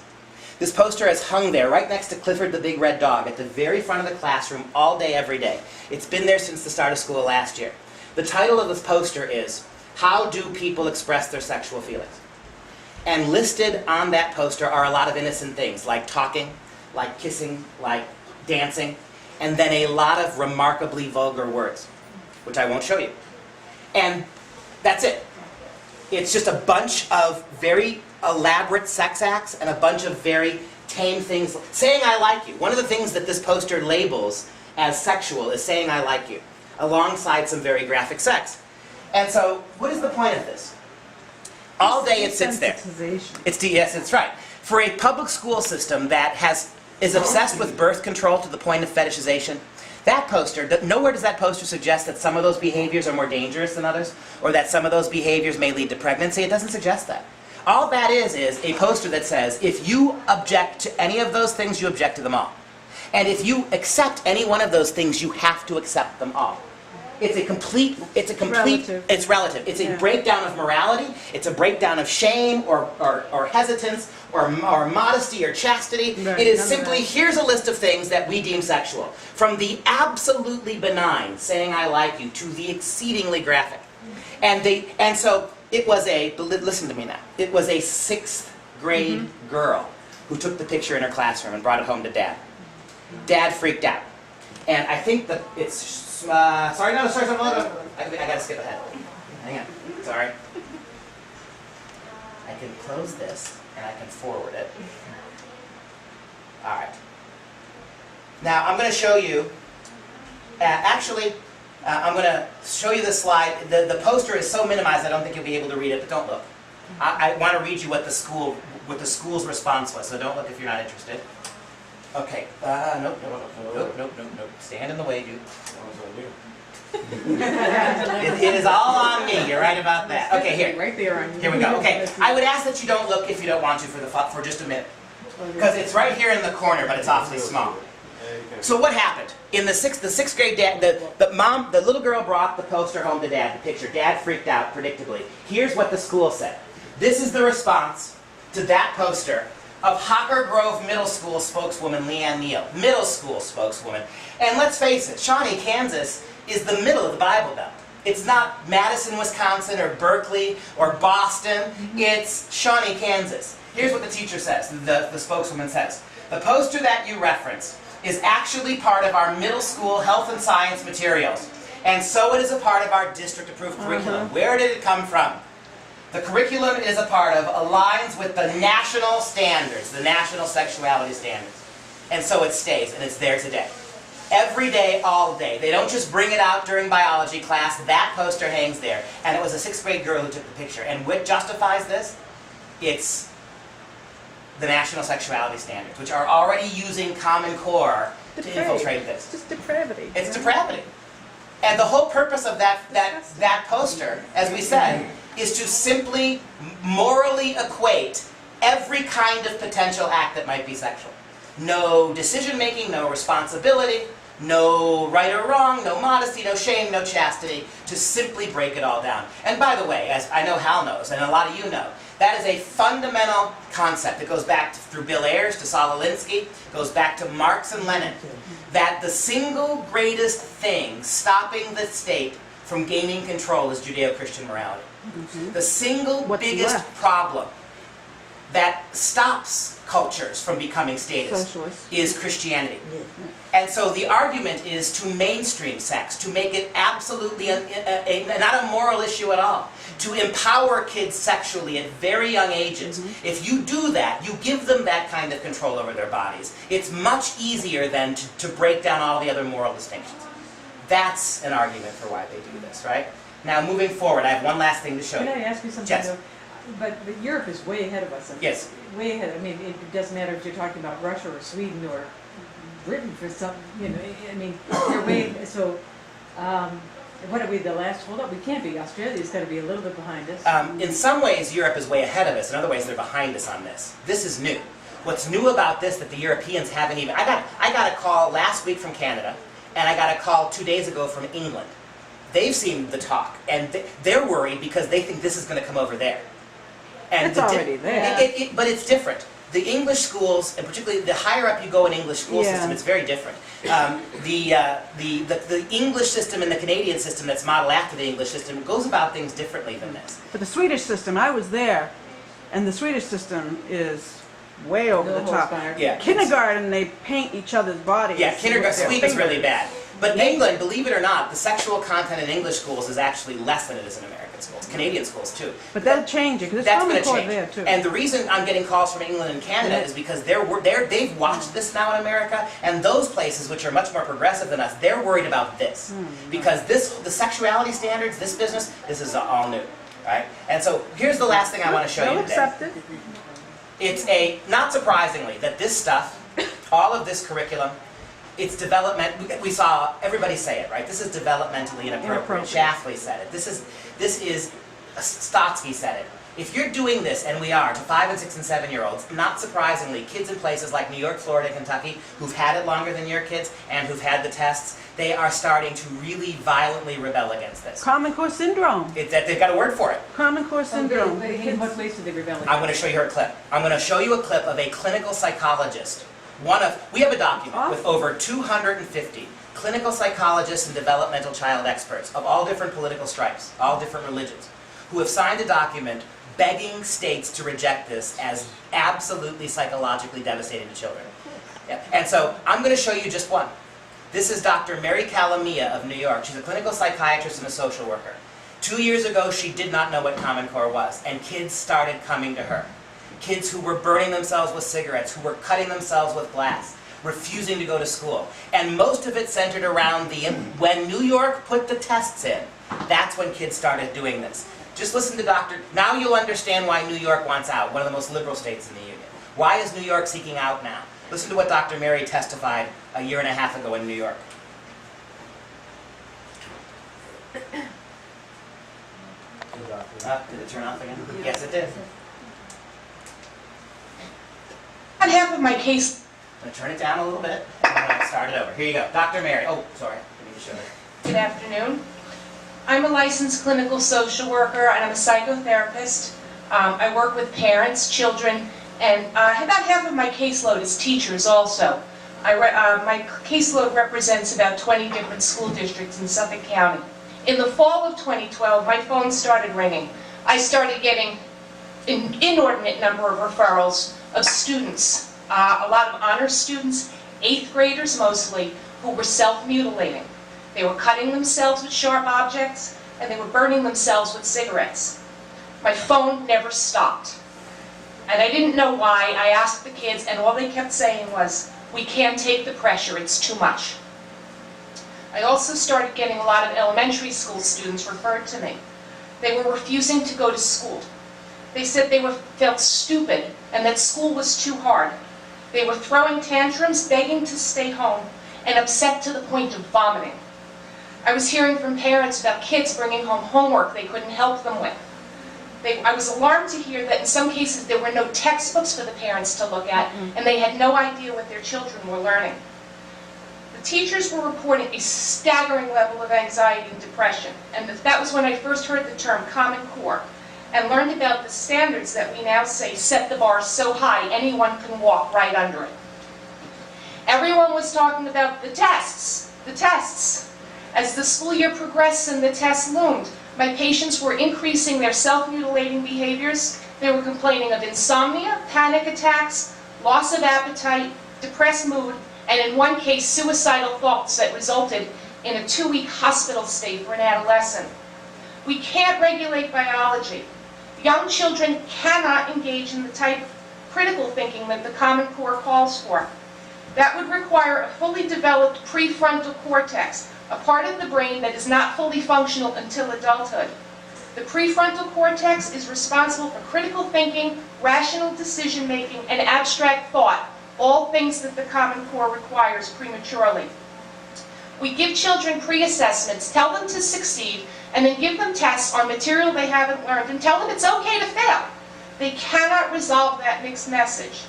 Last spring, a 6-year-old encountered a multiplication sign on the NWEA first grade math exam and asked the teacher what it was. The teacher was not allowed to help him and told him to just do his best. From that point on, the student's test performance went downhill. He couldn't shake off the unfamiliar symbol and couldn't believe his teacher wouldn't help him. The Common Core requires children to read informational texts that are owned by a handful of corporations.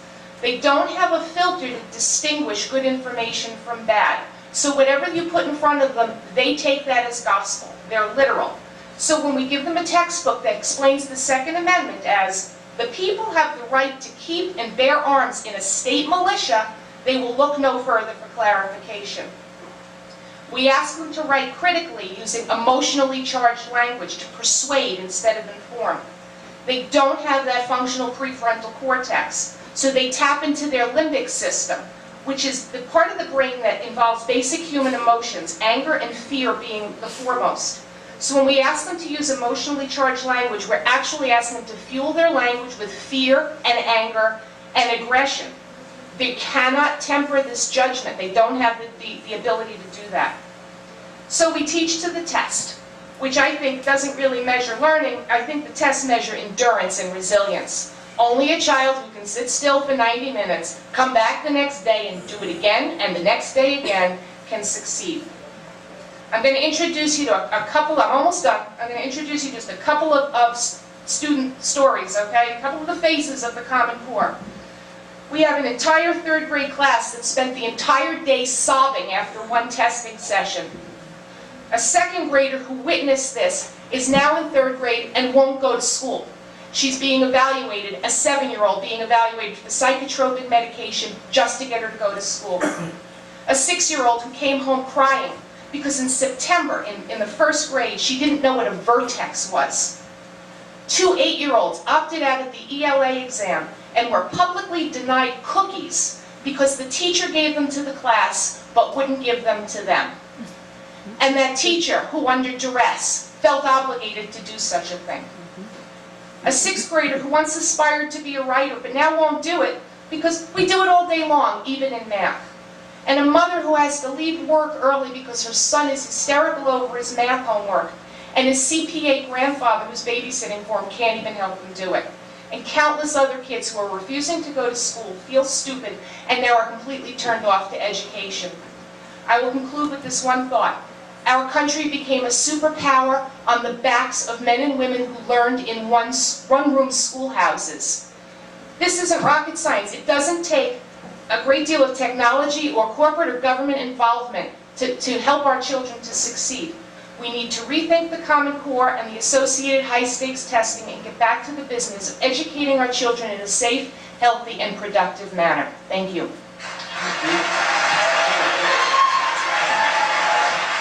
All right. I do have one little 30-second clip. By way of wrapping this up, and I can take any questions you want, but by way of wrapping this up, this is a big deal. None of this has ever been tried anywhere in the world. This is all new. Common Core was put in without anybody knowing it. I explained to you how. It was in your schools, deep in your schools, before any of you had any idea what it was. It's in our Catholic schools.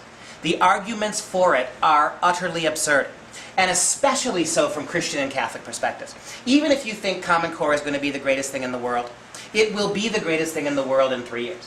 Why are we doing it now? Why have we jettisoned, without being asked in the very first year it's available, all of our traditional texts to take this in?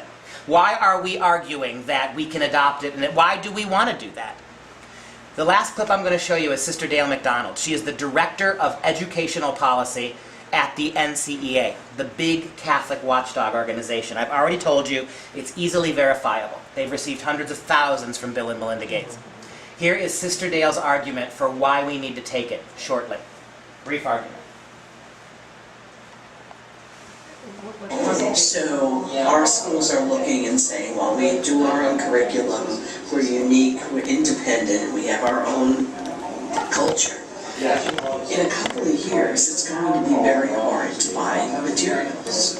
It's going to be hard for our teachers to go to professional development that matches what they're doing. So maybe we need to think about adopting the standards. I mean, did you hear that? In a couple of years, it's going to be difficult to find... I would love to give her a basic economics... God bless her, I'd love to give her a basic economics lesson. If you get all your Catholic schools to take it, there will be no other textbooks. If your argument is that in a few years it's going to be hard to find textbooks... But the one that blows me away is we want our Catholic teachers to have the same professional development opportunities as public school teachers. Why do you want that? Why in the world would you want your Catholic school teachers to get the same kind of training and the same kind that your public school teachers get? But that's the argument. We want our teachers to be able to do exactly what the public school teachers do. It's the one world order. It's unbelievable. And I know for a fact, when we gave this talk in a Christian school, a woman came up, Catholic school, a woman came up to me afterwards and she showed it to me. Cardinal Burke in Rome, who is the Pope's education advisor. He saw this and wrote Sister Dale a pretty strident letter. Good. Exactly, telling her to cease and desist this attitude, right? This public attitude. She drank the Kool-Aid. It's unbelievable. This is the woman in charge of of educational policy at the NCEA. So happy. And the other thing Sister, I want those earrings. and you notice the other thing that bothered me about that clip? It was almost like she couldn't admit that we were Catholic. We have our own culture. We're unique. We're different. Sister, say it. We're Catholic schools. What congregation is she? I'm just curious. That I don't know. Good question. Which branch of the sisterhood? I have no idea. Good question. Which community? I don't know. Obviously not one that wears a habit. There are so many. I know. It doesn't tell me a lot. We can find out easy enough. I mean, I did see the rebuke that Cardinal Law had written to her because it became quite public. Cardinal Burke had written to her. It became quite public. But the NCEA is continuing to receive grants and continuing to stand full-throatedly behind Common Core in the schools. Full-throatedly. Right, so my final comment then, and if you have any questions we can take them, my final comment is just quite simply, I have a lot of sympathy for our public schools. Nobody in our public schools asked for this. There are teachers who like it and teachers who don't. But they're coping with something they have no control over. For our Christian and Catholic schools, this is unacceptable.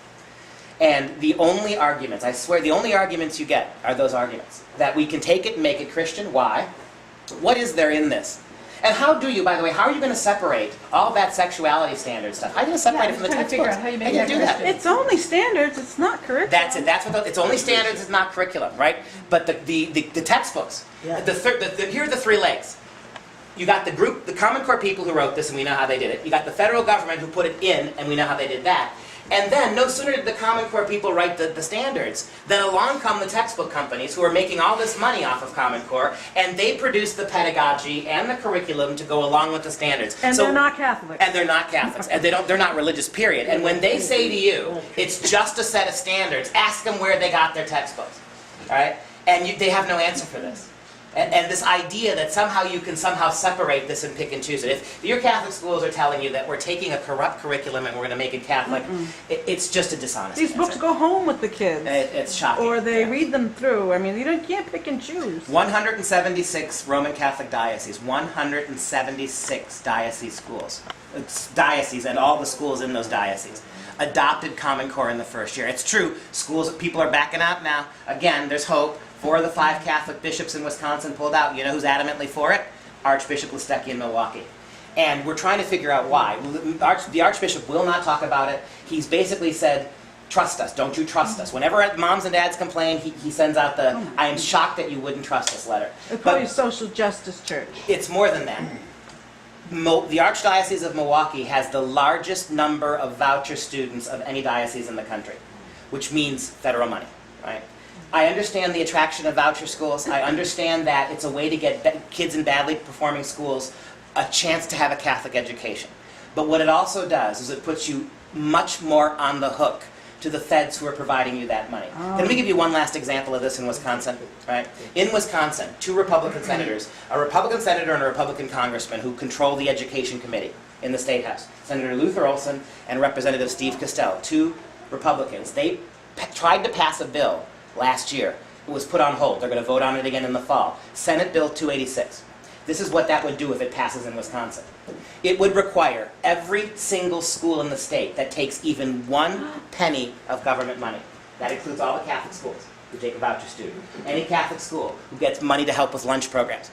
If this is 2 Republicans, they want to pass a law, SB 286. Any school in the state that takes 1 penny of public money, state or federal, will be required to take the Common Core state exams. And if they do not get satisfactory marks on those exams for 3 years, the state will be allowed to take over that school in the name of the kids. So you're a Catholic school in Wisconsin. It hasn't passed yet.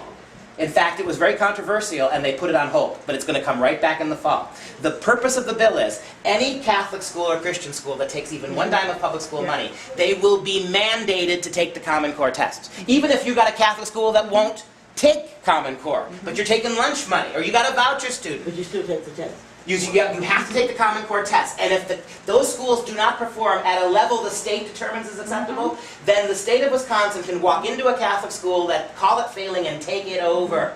2 Republicans proposed that bill in Wisconsin. And Governor Walker, for all his conservative bona fides, did not condemn it. He didn't promote it, and he didn't condemn it. We are very disappointed in the governor. He will not speak out about this. He just published his book a month ago. It's called Unintimidated.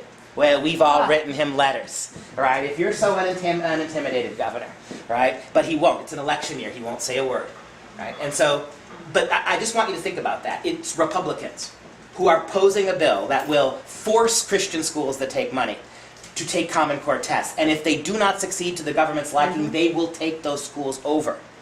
That's the danger of playing footsie with things like vouchers, and that's the danger of adopting. You're adopting their curriculum. You're adopting their standards. What makes you think you're going to be able to take all that from them and then still preserve your autonomy? How can you be so naive as to think you'd want to? And why, if you're a Catholic school, would you trust a federal government who's given you things? How many Roman Catholics stood up and supported the Affordable Care Act in the name of social justice? Right? And how many Roman Catholics were rewarded with the Health and Human Service mandate? No sooner did Catholics help support that, Catholic clergy. No sooner did that happen than they immediately turned around and said, now you're going to have to do this. And quite frankly, I find the objections now of our Catholic brothers and sisters a little hollow. Yes. Right? You're protesting it now.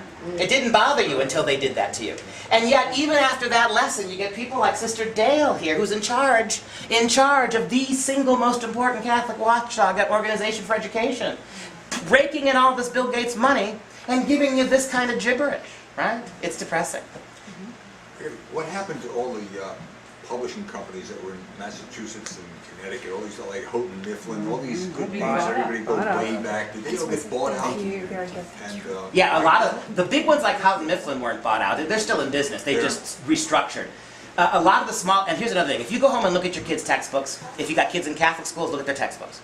And I guarantee you it's Pearson. And if it says something other than Pearson, what Pearson's doing... subsidiary of, yeah, Pearson's buying them but not changing the names. Right? So if you get a name that's not Pearson, type it in and see who owns it. I'll bet you it's Pearson. Right? I'll bet you it's Pearson. What about Abeka, those guys? Oh, homeschool curriculum. There's a woman, and if you want the information, I can give it to you. There's a woman in Green Bay by the name of Tina Hollenbeck. Good Catholic. She's a president of a Catholic homeschool group in Green Bay. She has personally, on her own time, surveyed over 2,000 curricula, 2,000 different curricula. One by one, she's gone through them, and she lists if they're Common Core, and if not, in what way. right? All the way down, and it's free. You can go to our website free, and you can see what your kids are using. Homeschooling curriculum. No, include all curriculum. Okay. Yeah, all of them, including homeschool. Do you know that right now, 43% of homeschool curriculum, 43%, have already gone over to Common Core in just 2 years?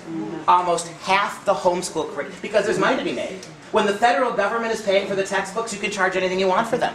If you see what the allure is, if the federal government's in charge of the textbooks, right, you don't have to go sending people out to try to sell your school on your curriculum. Feds just buy it, right? Almost 50% of the homeschool curriculum has already gone to Common Core. Bob Jones University, this uber arch right-wing conservative school, their homeschool curriculum is Common Core compliant. Now, what year did they start doing that? Last year. So the textbooks prior to that would be okay. And how about this one? Saxon math, which is a standby, a staple. Now, well, hang on. Saxon math, people don't realize that Saxon math kind of split into two. You've got homeschool Saxon, and you've got Saxon for the schools. Saxon, they're both owned by different people. The Saxon in the schools is all Common Core. People think it's not. Homeschool Saxon, different owner, is not Common Core. So you better be careful there too, because if your school tells you it's doing Saxon, which version? The one that's being marketed to the elementary and middle schools, the public schools, it's 100% Common Core. And then you've got the homeschool version of Saxon, which as far as of yet has not gone over to it. Matthew C, do you know? I don't know about Matthew C, I don't know. But Tina does. Tina's gone through all of these, and she can show you, yeah. I as a homeschooling parent, I was just wondering, not, besides the curriculum and all of that, but what is it that we have to be concerned, I mean, is it just the fact that the SATs are going to be changing, or things like that, like the tests? As a homeschool mom? That's a great question. First of all, I would respectfully say to you, as a university professor, don't worry about the SATs and the ACTs. Your job is to morally teach your kids as best you can. Do the will of God. Have a little faith, people, right? If you're giving your kids the best possible education, God's going to make this work. But we already don't take all that seriously at universities, the SATs and the ACTs. And by the way, here's a piece of advice for you. If you're a homeschool mom and dad, and it comes time, I wouldn't let your kids take the SATs and the ACTs anyway. Really? What I would do if I were you is every single university your kid wants to go to, they have their own placement exams. Because when your kids call the university and say, we'd like to drive up one day and have my kid take your math and English placement exams. They'll schedule it for you. I promise you, if you go to Bates College or you go to Boston College, and you take their exams and your kids do well on those exams, your kids are getting into that school. Even small community colleges. Absolutely. Everybody has. Gardner, yeah. So now, the other danger is that, look, if this is what it is, it's a federal takeover, then sooner or later they're going to plug that loophole up. Yeah. Right? And the danger for you as a homeschool mom is not necessarily the SATs and the ACTs. The danger is that in 4 or 5 years, what's going to happen is that they're going to deem every other educational paradigm a failure. Yes. Why? Because the tests only measure Common Core, they don't measure knowledge. The tests aren't going to measure how smart your kid is or how much math they can do. The tests are only, and it's not just the SATs and the ACTs, it's all the state testing. It's all going to measure only whether or not your kid can do Common Core. Values, and if your kids, attitudes, and beliefs. Right, and if you're, exactly, sociology, if your kids can do real math, that's not going to measure. Remember what happened last year, July of last year. President Obama was in Ireland, and he was talking to 4,000 Irish school kids. You can watch this on YouTube. And he said to them, and I quote, these kids, as long as you have your Catholic schools and you have your Protestant schools, there will be no unity. We must move beyond the idea of private schooling altogether. And how many of you know of the Remmelke family? Yeah. All right, real quick. The Remmelkes, in Germany, there is only one law on the books currently from the Nazi period. That's a ban on homeschooling. If you homeschool your kids in Germany, it's a federal crime. They'll take your kids away from you and you'll spend 12 years in prison. It is in Sweden. Is it in Sweden? Well, in Germany, it's a holdover from the Nazi era. As a matter of fact, the 3 of the first 4 things the Nazis did when they took power in Germany, a ban on homeschooling, nationalized health care, and gun control. The only law remaining on the books today is a ban on health care. There's a ban on homeschooling. So the Remmelkes are an evangelical Christian family. They fled Germany under fear of federal imprisonment. They fled Germany, came to this country 2.5 years ago, and started homeschooling their kids, and they sought asylum status. The same Eric Holder, the same Attorney General, who last summer said, we have a moral and a civic obligation to grant immediate citizenship to anybody who crosses the southern border. The same Eric Holder, who has suspended all deportations, all of them, immediately sought a deportation order against the Remmelkes and won it. And the only reason they weren't deported is because the Homeschool Legal Defense Association took their case. They took it all the way to the Supreme Court. 2 months ago, the Supreme Court refused to hear the case. which meant they were all set for deportation. The very next day, an anonymous high-ranking official from the Obama administration called the lawyers at the Homeschool Legal Defense Association and quietly offered their clients a waiver to stay in the country. Indefinite, yeah. Now you think about this. Why did they do that after they won the case? Because of the bad press. Public outcry. How can you be suspending how can you suspend all immigration laws? How can you absolutely, whatever you think about deportations, the fact is it's the law, right? But you've completely, without you suspended all the laws. You're not deporting anybody, but then you're going to single out this one homeschool family? The optics were bad. But Holder did say that homeschooling is not a right. Of course, yes, he said that. It's not right. To let us know. No, he said it was not right. Of course it's a right. And you think about that for the public schools, now think about it for the Catholic schools, where the entire doctrine is enshrined in subsidiarity, right? And now you got, it begs the question, and I've asked people this, why in the world would you pay $6,000 and $8,000 and $10,000 a year to send your kids to Catholic schools if this is what they're getting? I mean, remember what the Reverend Bishop Fulton Sheen said in the 1970s? Fulton Sheen said, this is hard to take, as a lifelong Catholic, this is hard to take. Fulton Sheen said, if you want your kids to question their faith, send them to the public schools. If you want them to lose it, send them to the Catholic schools. Exactly. Archbishop Sheen. This is, to be honest with you, none of this really surprises me in Catholic schools, because we saw in the 70s, I saw things that I would never repeat that were happening in Catholic schools. In the 70s, my older sisters were going to Catholic schools.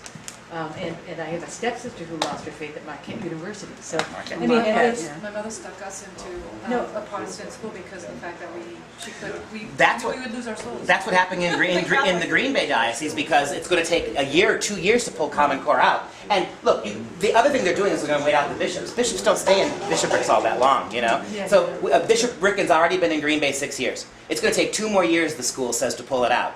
I promise you, if Bishop Ricken gets transferred, they're going to go right ahead with this. You've already got schools in his own diocese who are doing it anyway.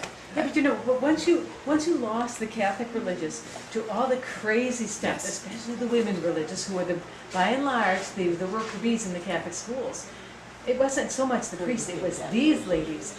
This was the problem. Yes, it was. It really was. Social justice. Yes. 60s. And I'm with you. And when I told you, a couple of years ago when I went to the Catholic school and I volunteered, it was staggering. We had a situation where they held Mass literally once a semester at the Catholic schools, and no one had to go. They didn't even require the Catholic kids to go. So you had literally 80% of the Catholic school kids just didn't go. They sat in study hall. And so I went to the Mass. There were about, in a school of about 400 kids, there were about 32 kids at Mass. And Father had to come off the altar twice to stop them from talking. He literally had to walk off the altar to stop kids in the front row from goofing around. I was stunned. They had a situation where kids were using the chapel. This is hard to hear. Kids were using the chapel because nobody was ever in it to get together and make out. They would sneak into the chapel when they had downtime or study hall time, and the chapel that nobody was ever in. And so what did they do to handle all this? What did they do? They simply got they just hired a brand new superintendent of those schools, and the very first thing the superintendent did is change the name from Lourdes Catholic High School to Lourdes Academy, because we have too much of a Catholic identity in the school, and it's time to start bringing in non-Catholic kids. I don't want to presume upon the really goodwill of our hosts any longer. It's getting late, it's getting dark. We should probably wrap this up on a Sunday night, but as I'm cleaning up and as we're filing out, if you have any private questions, feel free to ask them. I'll put some cards here. If I can help with any of this, we've talked to a lot of bishops, we've handled a lot of school districts on this. If you need help with any of this stuff, grab a card and email me. At least I can give you, if you want this information or if you'd like me to send you clips, grab a card and take it with you, and you can get a hold of me that way. And would you please, how about a round of applause for our hosts for allowing us to use their house? Thank you very much.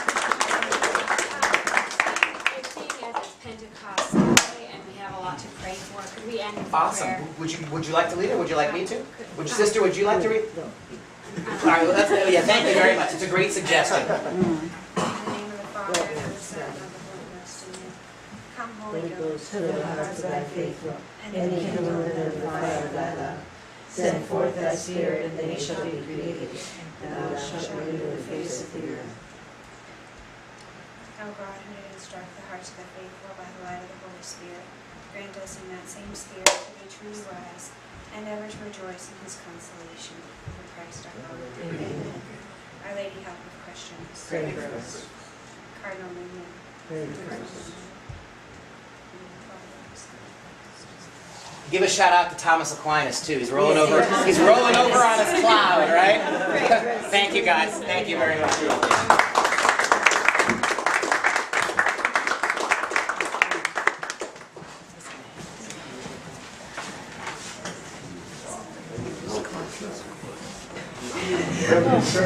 I'll never sleep tonight. Oh my gosh. I do this full time. You do? I've been with a couple other girls. Really? Anne-Marie Banfield, who's up in Bedford, and Doris Holinsley in Nashua. There's just a group of people who are advocating against Common Core for the public schools. You know Elizabeth McCall?